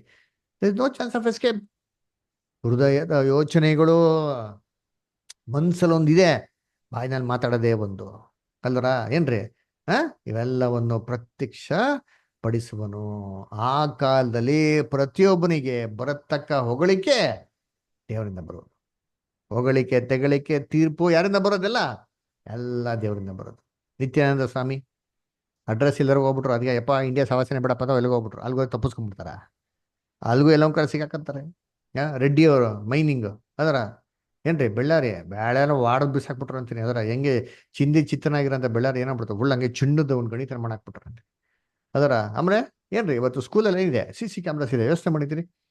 ಅದರ ಒಂದೊಂದು ಸ್ಟೆಪ್ಗಳಲ್ಲಿ CC ಕ್ಯಾಮ್ರಾಸ್ ಇದೆ. ಏನೇನು ಮಾಡ್ತಾರೆ ಮಕ್ಕಳುಗಳಿದ್ದಾರೆ, ಯಾರು ಅವ್ಯವಹಾರ ನಡ್ಕೊತಾರೆ. ಎಷ್ಟು ಜನ ಮೇಸ್ಟ್ರುಗಳು, ಎಷ್ಟು ಜನ ಟೀಚರ್ಗಳು ಮಕ್ಳ ತಪ್ಪಾದ ರೀತಿಯಲ್ಲಿ ನಡ್ಕೊಳ್ತಾ ಇದ್ರು. ಇವಾಗೆಲ್ಲ ಅವಾಗೆಲ್ಲ ಆಸ್ಪಾದನೆ ಇಲ್ಲ ರೀ. ಎಲ್ಲ ಕಡೆ CC ಕ್ಯಾಮ್ರಾಗಳು, ಎಲ್ಲ ಕಡೆ ಪೊಲೀಸ್ ವೆರಿಫಿಕೇಶನ್ಗಳು. ನೋಡ್ಬೇಕಾರೆ ಕರ್ತನಲ್ಲಿ ಇಬ್ರುಗಳೇ ಯಾವುದೋ ಒಂದು ಎಂಕ್ವೈರಿ ಇಲ್ದಿರ ಯಾರಿಗೂ ಅಡ್ಮಿಷನ್ ಕೊಡಲ್ಲ. ಇವಾಗ ಬಸ್ಸಸ್, ಮಕ್ಳು ಸ್ಕೂಲ್ ಬಸ್ಸಸ್ ಹೆಂಗಿತ್ತು, ಯಾವನ ಹೋಗೋನು ಯಾವನ ಬರೀ ಹಂಗೆಲ್ಲ ಇಲ್ಲ ರೀ. Full tracking. ಬಸ್ ಹೋಗ್ತದೆ, ಬರ್ತಾರೆ, ಎಲ್ಲಿಂದ ಬರ್ತಾರೆ, ಎಲ್ಲಿಗೆ ಹೋಗ್ತಾರೆ, ಯಾವ ಸ್ಪಾಟಲ್ಲಿ ನಿಲ್ಸಿದೆ, ಎಷ್ಟು ಗಂಟೆ ಆಯಿತು, ಎಷ್ಟು ಸಮಯ ಆಯಿತು, ಇಮ್ಮಿಡಿಯೇಟ್ ಟಕ ಟಕ ಟಕ ಟಕ ಅಂತ ಮೆಸೇಜ್ ಬರ್ತಾರೆ. ಹೆಂಗೆ ಇವೆಲ್ಲ ಸಿಸ್ಟಮ್ಸ್ಗಳು, ಹಿಂಗೆ ಟೆಕ್ನಾಲಜಿ. ಕರ್ತನಲ್ಲಿ ಪ್ರೀತಿ ಅಂತಂದ್ರೆ ಎಲ್ಲ ಬಂದ್ಬಿಟ್ಟು ಕರ್ತನ ಒಂದು ದಿನದಲ್ಲಿ ಒಂದು ಆಶೀರ್ವಾದ ಗುಪ್ತವಾಗಿರೋಂಥ ಎಲ್ಲಾ ವಿಚಾರಗಳನ್ನ ಅವ್ರೇನ್ ಮಾಡ್ತಾರೆ, ಬಯಲಿಗೆ ತರ್ತಾವ್ರೆ. ಅದರ ಕರ್ತನಲ್ಲಿ ಪ್ರೀತಿ ಅಂದ್ರೆ ಎಷ್ಟೋ ಸಾಕ್ಷಿಗಳಿದೆ. ನಿಮ್ಮ ನಿಮ್ಮ ಮನೇಲಿ ಇರ್ಬೇಕಾರೆ ಇದನ್ನ ಧ್ಯಾನ ಮಾಡಿ. ಒಂದೊಂದು ವಾಕ್ಯಗಳು ಎಲ್ಲ ನೀವು ನೋಡೋಂಥ ಕಣ್ಣು ಮುಂದೆ ಇರೋಂಥ ಒಂದೊಂದು ಇನ್ಸಿಡೆಂಟ್ಗಳೆಲ್ಲ ಜ್ಞಾಪಿಸ್ಕೊಳ್ತೀನಿ. ಅಂದ್ರ ಇವೆಲ್ಲ ಕರ್ತನ ಆಶೀರ್ವಾದಗಳು. ನಾನು ಹೇಳ್ಬೇಕಾದ್ರೆ ಜ್ಞಾನ ಹೆಚ್ಚಾಗೋದ್ ಬಗ್ಗೆ ಹೇಳ್ಬೇಕಾದ್ರೆ ಯೋಚನೆ ಮಾಡಿದ್ದೀನಿ. ಏನ್ರಿ, ಅವ್ರು ಫಸ್ಟ್ ರೋಡ್ ಇರೋದು ಎಕ್ಸ್ಪ್ರೆಸ್ ಹೈವೇ ಅಂತ ಹೇಳಿದ್ರೆ ಏನಾಗಿರೋದು ಸಿಕ್ಕಾಪಟ್ಟೆ ಟಫ್ ರೀ. ಅವರ ಏನ್ರಿ, ಒಂದು ಊರಿಂದ ಒಂದು ಊರಿಗೆ ಹೋಗ್ಬೇಕು ಅಂದ್ರೆ 1000 ಕಿಲೋಮೀಟರ್ ಟ್ರಾವೆಲ್ ಮಾಡ್ಬೇಕಂದ್ರೆ ಏನ್ರಿ ಎಷ್ಟಾಗುತ್ತೆ ಸಮಯ? ನಿಯರ್ಲಿ 24 hours ಏನ್ರಿ ಬೇಕು. 48 hours ಆಗ್ಬಿಡೋದ್ರ ಅಂತೀನಿ. ಅದರ ಇವತ್ತು ಕರ್ತನಲ್ಲಿ ಪ್ರೀತಿಗಳೇ ರೋಡ್ ಹೆಂಗಿದೆ ಗೊತ್ತಾ? ನೀವು ಇಂಟರ್ನೆಟ್ ಅಲ್ಲಿ ನೋಡ್ರಿ ಅಂತೀನಿ. ಇಂಡಿಯಾಲಿ ಒಂದು ರೋಡ್ ಮಾಡೋರೆ, ಡೆಲ್ಲಿ ಟು ಬಾಂಬೆ 1200 ಕಿಲೋಮೀಟರ್ ಸರಿ ಮಾಡಿರೋದು. ಎಕ್ಸ್ಪ್ರೆಸ್ ಸ್ಟ್ರೈಟ್ ಆಗಿದೆ ರೀ. ಈ ಕಡೆ 6 ಗಾಡಿ, ಆ ಕಡೆ 6 ಗಾಡಿ, 12 ಗಾಡಿ ಅಟ್ ಅ ಟೈಮ್ ಹೋಗ್ಬೋದ್ರಿ. ಜಸ್ಟ್ 12 hours ಅಲ್ಲಿ ಕವರ್ ಮಾಡ್ಬೋದ್ರಿ. ಹಂಗ್ ಮಾಡೋಣ ಎಕ್ಸ್ಪ್ರೆಸ್, ಹಂಗ್ ಮಾಡೋಣ ರಿಯಲಿ ಫ್ಯಾಕ್ಟು. ಅದರ ನಾನು ಹೋಗಿದ್ದೆ, ಜಸ್ಟ್ 500 ಕಿಲೋಮೀಟರ್ಸ್ನ 4 hours ಅಲ್ಲಿ ಕವರ್ ಮಾಡ್ಬಿಟ್ಟಾರಿ. ಅಷ್ಟು ಸ್ಮೂತ್ ಆಗಿದೆ ರೋಡ್, ನಿಮಗೆ ಗೊತ್ತೇ ಆಗಲ್ಲ ಟ್ರಾವೆಲ್ ಮಾಡೋದು. ಇದು ನಾನು ಹೇಳೋದೇನಿಲ್ಲ. ಅಮೆರಿಕಲ್ಲಿ ಹೆಂಗಿದೆ ಗೊತ್ತಾ ಎಕ್ಸ್ಪ್ರೆಸ್ ಹೈವೇ? ಅಮೆರಿಕಲ್ಲಿ ಎಕ್ಸ್ಪ್ರೆಸ್ ಹೈವೇ ಎಂಟ್ರಿ ಆಗಿದ ತಕ್ಷಣ ಮಿನಿಮಮ್ 150 ಕಿಲೋಮೀಟರ್ಸ್ ಟ್ರಾವೆಲ್ ಮಾಡ್ಬೇಕ್ರಿ. ಕಮ್ಮಿ ಹೋದ್ರೆ ಪೊಲೀಸ್ನಿಗೆ ಎಳ್ದಾಕ್ಬಿಟ್ಟು ನಿಮ್ನು ಫೈನ್ ಹಾಕ್ತಾನ್ರಿ. ನಮ್ಮ ಇಂಡಿಯಲ್ಲಿ ಹಂಗಿಲ್ಲ. ನಮ್ಮ ಇಂಡಿಯಲ್ಲಿ ಹೆಂಗಂತ ಕಂಡೀಷನ್ಸು 130 ಕಿಲೋಮೀಟರ್ಸ್ ಮೇಲೆ ಎಕ್ಸ್ಪ್ರೆಸ್ ಹೈವೇಲಿ ಹೋಗಂಗಿಲ್ಲ. ಓಡಿದ್ರೆ ನಿಮ್ಗೆ ಫೈನ್ ಹಾಕ್ತಾರೆ, ಏನ್ ಮಾಡ್ತಾರೆ, ನಿಮ್ಗೆ FIR ಬುಕ್ ಮಾಡ್ಬಿಡ್ತಾರೆ. ಅಮೆರಿಕಲ್ ಹಂಗಲ್ಲ ರೀ. ಅಮೆರಿಕಲ್ ಉಲ್ಟಾ ರೀ, ಕಮ್ಮಿ ಸ್ಪೀಡಲ್ಲಿ ಹೋದ್ರೆ ನಿಮ್ಗೆ FIR ಹಾಕ್ತಾರೆ. ಯೋಚನೆ ಮಾಡಿರ್ತೀನಿ ಹೆಂಗಿದೆ ಇವತ್ತೆಲ್ಲ ಟೆಕ್ನಾಲಜಿ. ಅಲ್ವರ ಏನ್ರಿ ಸಫಿಸ್ಟಿಕೇಟೆಡ್ ಎಕ್ವಿಪ್ಮೆಂಟ್ಸ್. ಒಂದೊಂದು ಗ್ಯಾಡ್ಜೆಟ್ಸ್ ಓಪನ್ ಮಾಡಿದ್ದೀನಿ, ಅದು ಒಂದೊಂದು ಎಕ್ವಿಪ್ಮೆಂಟ್ಸ್ ಯೋಚನೆ ಮಾಡಿ, ಒಂದೊಂದು ಇನ್ವೆಂಟ್ ಮಾಡ್ತಾ ಒಂದೊಂದು ವಿಚಾರ ನೀವು ಥಿಂಕ್ ಮಾಡಿರ್ತೀನಿ. ಇವೆಲ್ಲ ಕರ್ತನ ಆಶೀರ್ವಾದ. ಅದರ ಆತನ ದಿನದಲ್ಲಿ ನಾವು ವಾಸ ಮಾಡ್ತೀವಿ ಅಂದ್ಬಿಟ್ಟು ಕ್ಲಿಯರ್ ಪ್ರೂಫ್ ರೀ. ಅದರಿಂದ ಕರ್ತನಲ್ಲಿ ಪ್ರೀತಿ ಅಂತ ಸ್ವರಗಳೇ, ನಾವು ಇದುವರೆಗೂ ನೋಡಿರೋದು ಏನಪ್ಪ ನೋಡಿದ್ರೆ, ಮೊದಲು ಯೇಸು ಕ್ರಿಸ್ತು ಏನ್ರಿ ಯಾತಕ್ಕೆ ಬರ್ತಾರೆ ಅಂತ, ಆಮೇಲೆ ಯೇಸು ಕ್ರಿಸ್ತು ಹೇಗ್ ಬರ್ತಾರೆ ಅಂತ ಸಾಮಾನ್ಯವಾಗಿ ಜನಗಳಲ್ಲಿ ಅಭಿಪ್ರಾಯ ಏನು ಅಂತ, ಆಮೇಲೆ ಯೇಸು ಕ್ರಿಸ್ತು ಸತ್ಯವೇದ ಪ್ರಕಾರ ಯಾವ ತರ ಬರ್ತಾರೆ ಅಂತ ನೋಡಿದ್ರಿ. ಆತನ ಕಣ್ಣಿಡಿಕೆ ಸೂಚನೆಗಳು ಏನಂತ ನೋಡಿ ನಾವು ಬ್ಯೂಟಿಫುಲ್ ಆಗಿ ವಾಕ್ಯಗಳ ಮುಖಾಂತರ ನೋಡ್ರಿ. ಅಲ್ವರ ಇವಾಗ ನೆಕ್ಸ್ಟ್ ಬರೋಂಥ ವಾರದಲ್ಲಿ ನಾವು ಏನಪ್ಪ ನೋಡೋದಂದ್ರೆ, ಕರ್ತನೆ ಬಂದ್ಬಿಟ್ಟವ್ರೆ ಅಂತಂದ್ರೆ ಯಾವುದೋ ಬಂದಿರೋದಕ್ಕೆ ಯಾವುದೋ ಒಂದು ಸಮಯ ಇರ್ಬೇಕಲ್ವಾ? ಏನದು ಸಮಯ? ಯಾವಾಗ ಬಂದ್ರು ನಮ್ಮ ಕರ್ತನು ಅಂತಂದ್ಬಿಟ್ಟು ಮುಂದಿನ ವಾರ ವಾಕ್ಯಗಳ ಮುಖಾಂತರ ನೋಡೋಣ. ಅದರ ಕರ್ತನಲ್ಲಿ ಪ್ರೀತಿಗಳೇ, ಅದರಿಂದ ದಯವಿಟ್ಟು ಏನ್ರಿ ನಾವ್ ಹೇಳೋದು ಏನ್ ಗೊತ್ತ ಹೇಳೋದು, ಈ ಬೈಬಲ್ ಸ್ಟಡಿನ ಯಾರು ಆಲಸ್ಯವಾಗಿ ಅನ್ಸಕ್ ಹೋಗ್ಬೇಡಿ. ನಮಗಿದ್ರಿಂದ ₹1 ಲಾಭ ಇಲ್ಲ ತಿಳ್ಕೊಳ್ಳಿ. ನಮ್ಗೆ ಯಾವುದೇ ರೀತಿ ಬೆನಿಫಿಟ್ ಬೇಕಾಗಲ್ಲ. ನಾವು ಯಾವುದೇ ರೀತಿ ನೀವು ಕೊಟ್ಟರು ನಾವು ಇಸ್ಕೊಳೋದಿಲ್ಲ. ಅದರಿಂದ ನಿಮ್ಮ ಆತ್ಮಿಕ ಪ್ರಯೋಜನಕ್ಕೆ ಇವೆಲ್ಲ ವಿಚಾರಗಳನ್ನ ಪ್ರತಿಯೊಬ್ಬ ಕ್ರೈಸ್ತವರು ತಿಳ್ಕೊಳ್ಳೋದು ತುಂಬಾ ಅತ್ಯವಶ್ಯಕತೆ. ಯಾಕಂದ್ರೆ ಇವೆಲ್ಲ ವಿಚಾರಗಳನ್ನ ನಾವೇನೋ ತಿಳಿದಿಲ್ಲ. ನಾನು ಹಂಗೆ ಯೇಸು ಕ್ರಿಸ್ತನ ನಂಬ್ಬಿಡ್ತೀನಿ, ಸ್ವಾಮಿ ನಾನು ಪ್ರಾರ್ಥನೆ ಮಾಡ್ಕೊಂಡು ನನ್ನ ಪಾಂಡ ಒಳ್ಳೆ ಹುಡುಗಂತರ ಇದ್ಬಿಡ್ತೀನಿ, ಹಂಗೇ ಬಂದ್ಬಿಡ್ತೀನಿ ಸ್ವಾಮಿ ನಿನ್ ಪಕ್ಕದಲ್ಲಿ ಕುಣಿಸ್ಕೊಂಡ್ಬಿಡು ಅಂತಂದ್ರೆ ಖಂಡಿತವಾಗೂ ಇಲ್ಲ. ಬೈಬಲ್ ಹೇಳ್ತಾರೆ, ಪರಲೋಕ ರಾಜ್ಯ ಏನಕ್ಕೆ ಒಪ್ಪಾಗಿದೆ ಏನ್ರಿ? 10 ಮಂದಿ ಕನ್ಯೆಗಳಿಗೆ ಒಪ್ಪಾಗಿದೆ. ಅದ್ರಲ್ಲಿ 5 ಮಂದಿ ಬುದ್ಧಿವಂತೆಯರು, 5 ಮಂದಿ ಬುದ್ಧಿಹೀನರಾಗಿದ್ರು. ಅದರ ಬುದ್ಧಿವಂತೆ ಕನ್ಯೆಗಳಾಗಿರ್ಬೇಕ್ರಿ. ನಮ್ಮಲ್ಲಿ ಪವಿತ್ರಾತ್ಮ ಇರಬೇಕು, ಕ್ರಿಶ್ಚಿಯನ್ ಕ್ಯಾರೆಕ್ಟರ್ ಇರಬೇಕು. ಅದು ಮಾತ್ರ ಅಲ್ಲ, ಅದು ವರ್ಜಿನ್ ಕನ್ಯೆ ಆಗಿದ್ರೆ ಮಾತ್ರ ಸಾಲಲ್ಲ, ನಮಗೆ ಬುದ್ಧಿ ಉಳ್ಳಂತ ಕನ್ಯೆಗಳಾಗಬೇಕು. ಬುದ್ಧಿ, ಜ್ಞಾನ, ತಿಳುವಳಿಕೆ, ಬೈಬಲ್ ಬಗ್ಗೆ ಏನ್ ಮಾಡ್ಬೇಕು, ನಾವು ಸರಿಯಾದ ರೀತಿಯಲ್ಲಿ ನಾವು ಅರ್ಥ ಮಾಡ್ಕೊಂಡಿರ್ಬೇಕ್ರಿ. ಸರಿಯಾದ ರೀತಿಯಲ್ಲಿ ಅರ್ಥ ಮಾಡ್ಕೊಂಡಿಲ್ಲ, ನಾನ್ ನಂಬಿದ್ದೆ ಸತ್ಯ ಅಂತ ತಿಳ್ಕೊಂಡಿದ್ದ ಅಂತಂದ್ರೆ that is the greatest deception.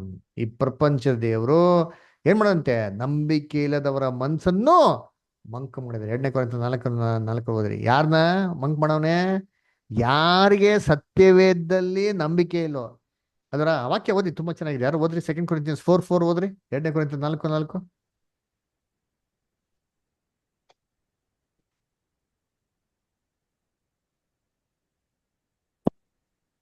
ದೇವರ ಪ್ರತಿರೂಪವಾಗಿರುವ ಕ್ರಿಸ್ತನ ಪ್ರಭಾವವನ್ನು ತೋರಿಸುವ ಸುವಾರ್ತೆಯ ಪ್ರಕಾಶವು ಉದಯವಾಗಬಾರದು. ಸುವಾರ್ತೆಯ ಪ್ರಕಾಶವು ಅಂಡರ್ಲೈನ್ ಮಾಡ್ಕೊಂಡ್ರಿ. ಸುವಾರ್ತೆ ಬೈಬಲ್ದು ಪ್ರಕಾಶ, ಕ್ರಿಸ್ತನು ದೇವರ ಪ್ರತಿರೂಪವಾಗಿರುವಂತ ಕ್ರಿಸ್ತನ ಬಗ್ಗೆ ಬರೆದಂತ ಸತ್ಯವೇದ ವಾರ್ತೆಗಳು ಇದು ಪ್ರಕಾಶವಾಗಿ ಜನಗಳಿಗಿರ್ಬಾರ್ದು. ಮಂಕಾಗ್ಬಿಡ್ಲಿ, ಪೆದ್ರಾಗ್ಬಿಡ್ಲಿ, ಅವರ ಬೆಳಿಗ್ಗೆ ಇಲ್ದ ರೀತಿಲಿ ಬೈಬಲ್ ಓದ್ಬೇಕು, ಏನು ಅರ್ಥ ಆಗ್ಬಾರ್ದು. ಆ ಥರ ಏನ್ ಮಾಡೋಣಂತೆ, ಪ್ರಕಾಶವಾಗಬಾರ್ದು ಅಂತ ಅಂದ್ಬಿಟ್ಟು ಈ ಪ್ರಪಂಚ ದೇವರು ನಂಬಿಕೆ ಇಲ್ಲದವರ ಮನ್ಸನ್ನೇ ಮಾಡೋನೆ ಮಂಕ. ಮಂಕು ಮಾಡಿದನು. ಯಾರ ನಂಬಿಕೆ ಇಲ್ದಿರೋರು? ಹಿಂದೂಸ್ ಮುಸ್ಲಿಮ್ಸಾ? ನಾವೇನ್ ಮಾಡ್ಬಿಡ್ತೀವಿ, ಅಯ್ಯೋ ಬ್ರದರ್ ಇದೆಲ್ಲ ಹಿಂದೂಸ್ ಮುಸ್ಲಿಮ್ಸ್. ಹೌದಪ್ಪ, ಕರೆಕ್ಟ್, ಅವ್ರ ನಂಬಿಕೆ ಇಲ್ಲ. ಆದ್ರೆ ನಮ್ಮ ಕ್ರೈಸ್ತವರು ಏನ್ ತುಂಬಾ ಸ್ಮಾರ್ಟ, ತುಂಬಾ ಬುದ್ಧಿವಂತರ, ತುಂಬಾ ಎಕ್ಸ್ಪರ್ಟ್ಗಳ, ಇವನ್ ಎಲ್ಲಾ ಗೊತ್ತಿರೋ ಥರನ? ಇವ್ರಿಗೆ ಗೊತ್ತಿರೋದು ಒಂದೇ, ಏನಪ್ಪ ಅಂದ್ರೆ ಚಪ್ಪಾಳೆ ಕಟ್ಬಿಟ್ಟು ಅಲ್ಲಿ ಆಮೇಲೆ ಸ್ತೋತ್ರ ಅಂದ್ಬಿಟ್ಟು ಕುಣಿದಾಡ್ಬಿಡೋದು, ಡ್ಯಾನ್ಸ್ ಆಡ್ಬಿಡೋದು ಅಥವಾ ಹಾಡಾಡ್ಬಿಡೋದು, ಆಮೇಲೆ ಏನ್ ಮಾಡೋದು, ಒಂದು ಪ್ರಾರ್ಥನೆ ಮಾಡಿ ಮುಕ್ತಾಯ ಮಾಡ್ಬಿಡೋದು. ಇಷ್ಟೇ. ನಮ್ಗೆ ಹೇಳ್ರಿ ಬೇರೆ ಕ್ರೈಸ್ತವ್ರು ಇನ್ನೇನ್ ಮಾಡೋರು ಹೇಳ್ಬಿಡ್ರಿ ಕ್ರೈಸ್ತವ್ರು ಅಂತ ಅಂತೀರಿ. ಇನ್ನೇನಿಲ್ಲ, ಸುಮ್ಮನೆ ನೆನ್ಸ್ಕೊಳೋದು, ಡಿಸೆಂಟ್ ಆಗಿ ಲೈಫ್ ಮಾಡ್ಬಿಡೋದು, ಏನು ಕೆಟ್ಟ ಮಾತು ಮಾತಾಡಲ್ಲ, ಕೆಟ್ಟ ಕೆಲಸ ಮಾಡಲ್ಲ. ಆದ್ರೆ ಇವ್ರು ಏನಪ್ಪ ದೇವ್ರಿಗೆ ಮಾಡೋರು ಅಂತಂದ್ರೆ ಏನಿಲ್ಲ, ಬೈಬಲ್ ಓದ್ಬೇಕು, ಬೈಬಲ್ ಓದ್ತೀನಪ್ಪ ಅಷ್ಟೇನು, ಆದಿಗಂಡ ಪ್ರಕಟಣೆ ಓದಿನ ಕಣೆ, ದಿನ ಒಂದು ಸ್ವಲ್ಪ ಓದೋದು, ಬೇಜಾರಾದಾಗ ಓದೋದು ಅಷ್ಟೇ, ಇನ್ನೇನಿಲ್ಲ. ನಿದ್ದೆ ಬರ್ತಲ್ಲ ಓದೋದು, ಇಷ್ಟೇ.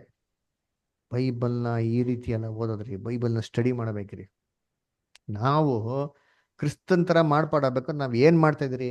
ನಮ್ಮನ್ನ ಬದಲಾವಣೆ ಏನು ತರ್ತಾ ಇದ್ದೀರಿ? ಹೆಂಗ್ ಬರ್ತಾರೆ ಬದಲಾವಣೆಗಳು? ಇವಾಗ ಲೋಕದಲ್ಲಿ ದೊಡ್ಡ ಶ್ರೀಮಂತ ಬವನ್ರಿ, ಯಾರಪ್ಪ? ಅಂಬಾನಿ ತಗೊಳ್ಳಿ, ಅಥವಾ ಯಾರು ಬೇಡಪ್ಪ, ಬಿಲ್ ಗೇಟ್ಸ್ ತಗೊಳ್ಳಿ, ಅವರೆಲ್ಲ ಒಳ್ಳೆ ವ್ಯಕ್ತಿಗಳು. ಯಾರು ಕೆಟ್ಟ ಮಾಡೋರೆ?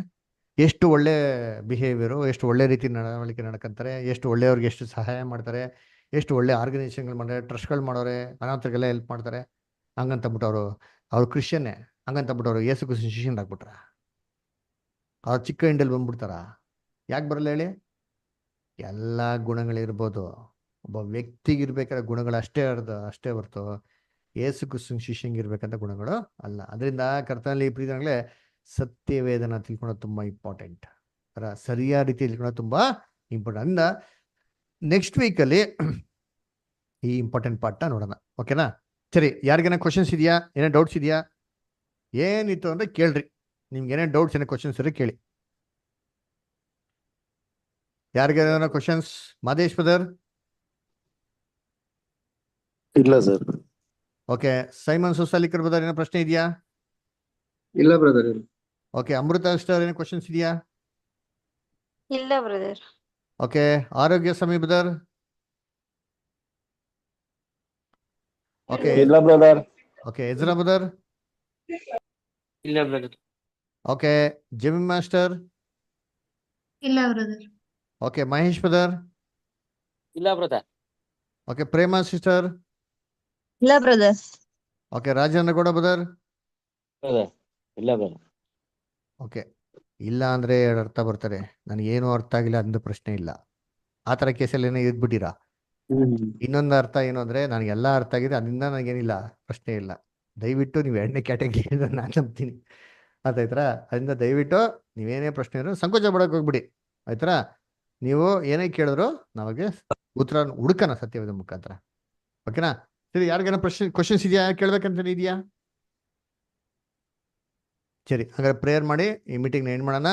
ನೆಕ್ಸ್ಟ್ ವೀಕು ಈ ಥರ ನಾವು ಏನು ಮಾಡೋಣ, ವಾಕ್ಯಗಳನ್ನ ಕೇಳೋಣ. ಓಕೆನಾ? ಕೊನೆಯದಾಗಿ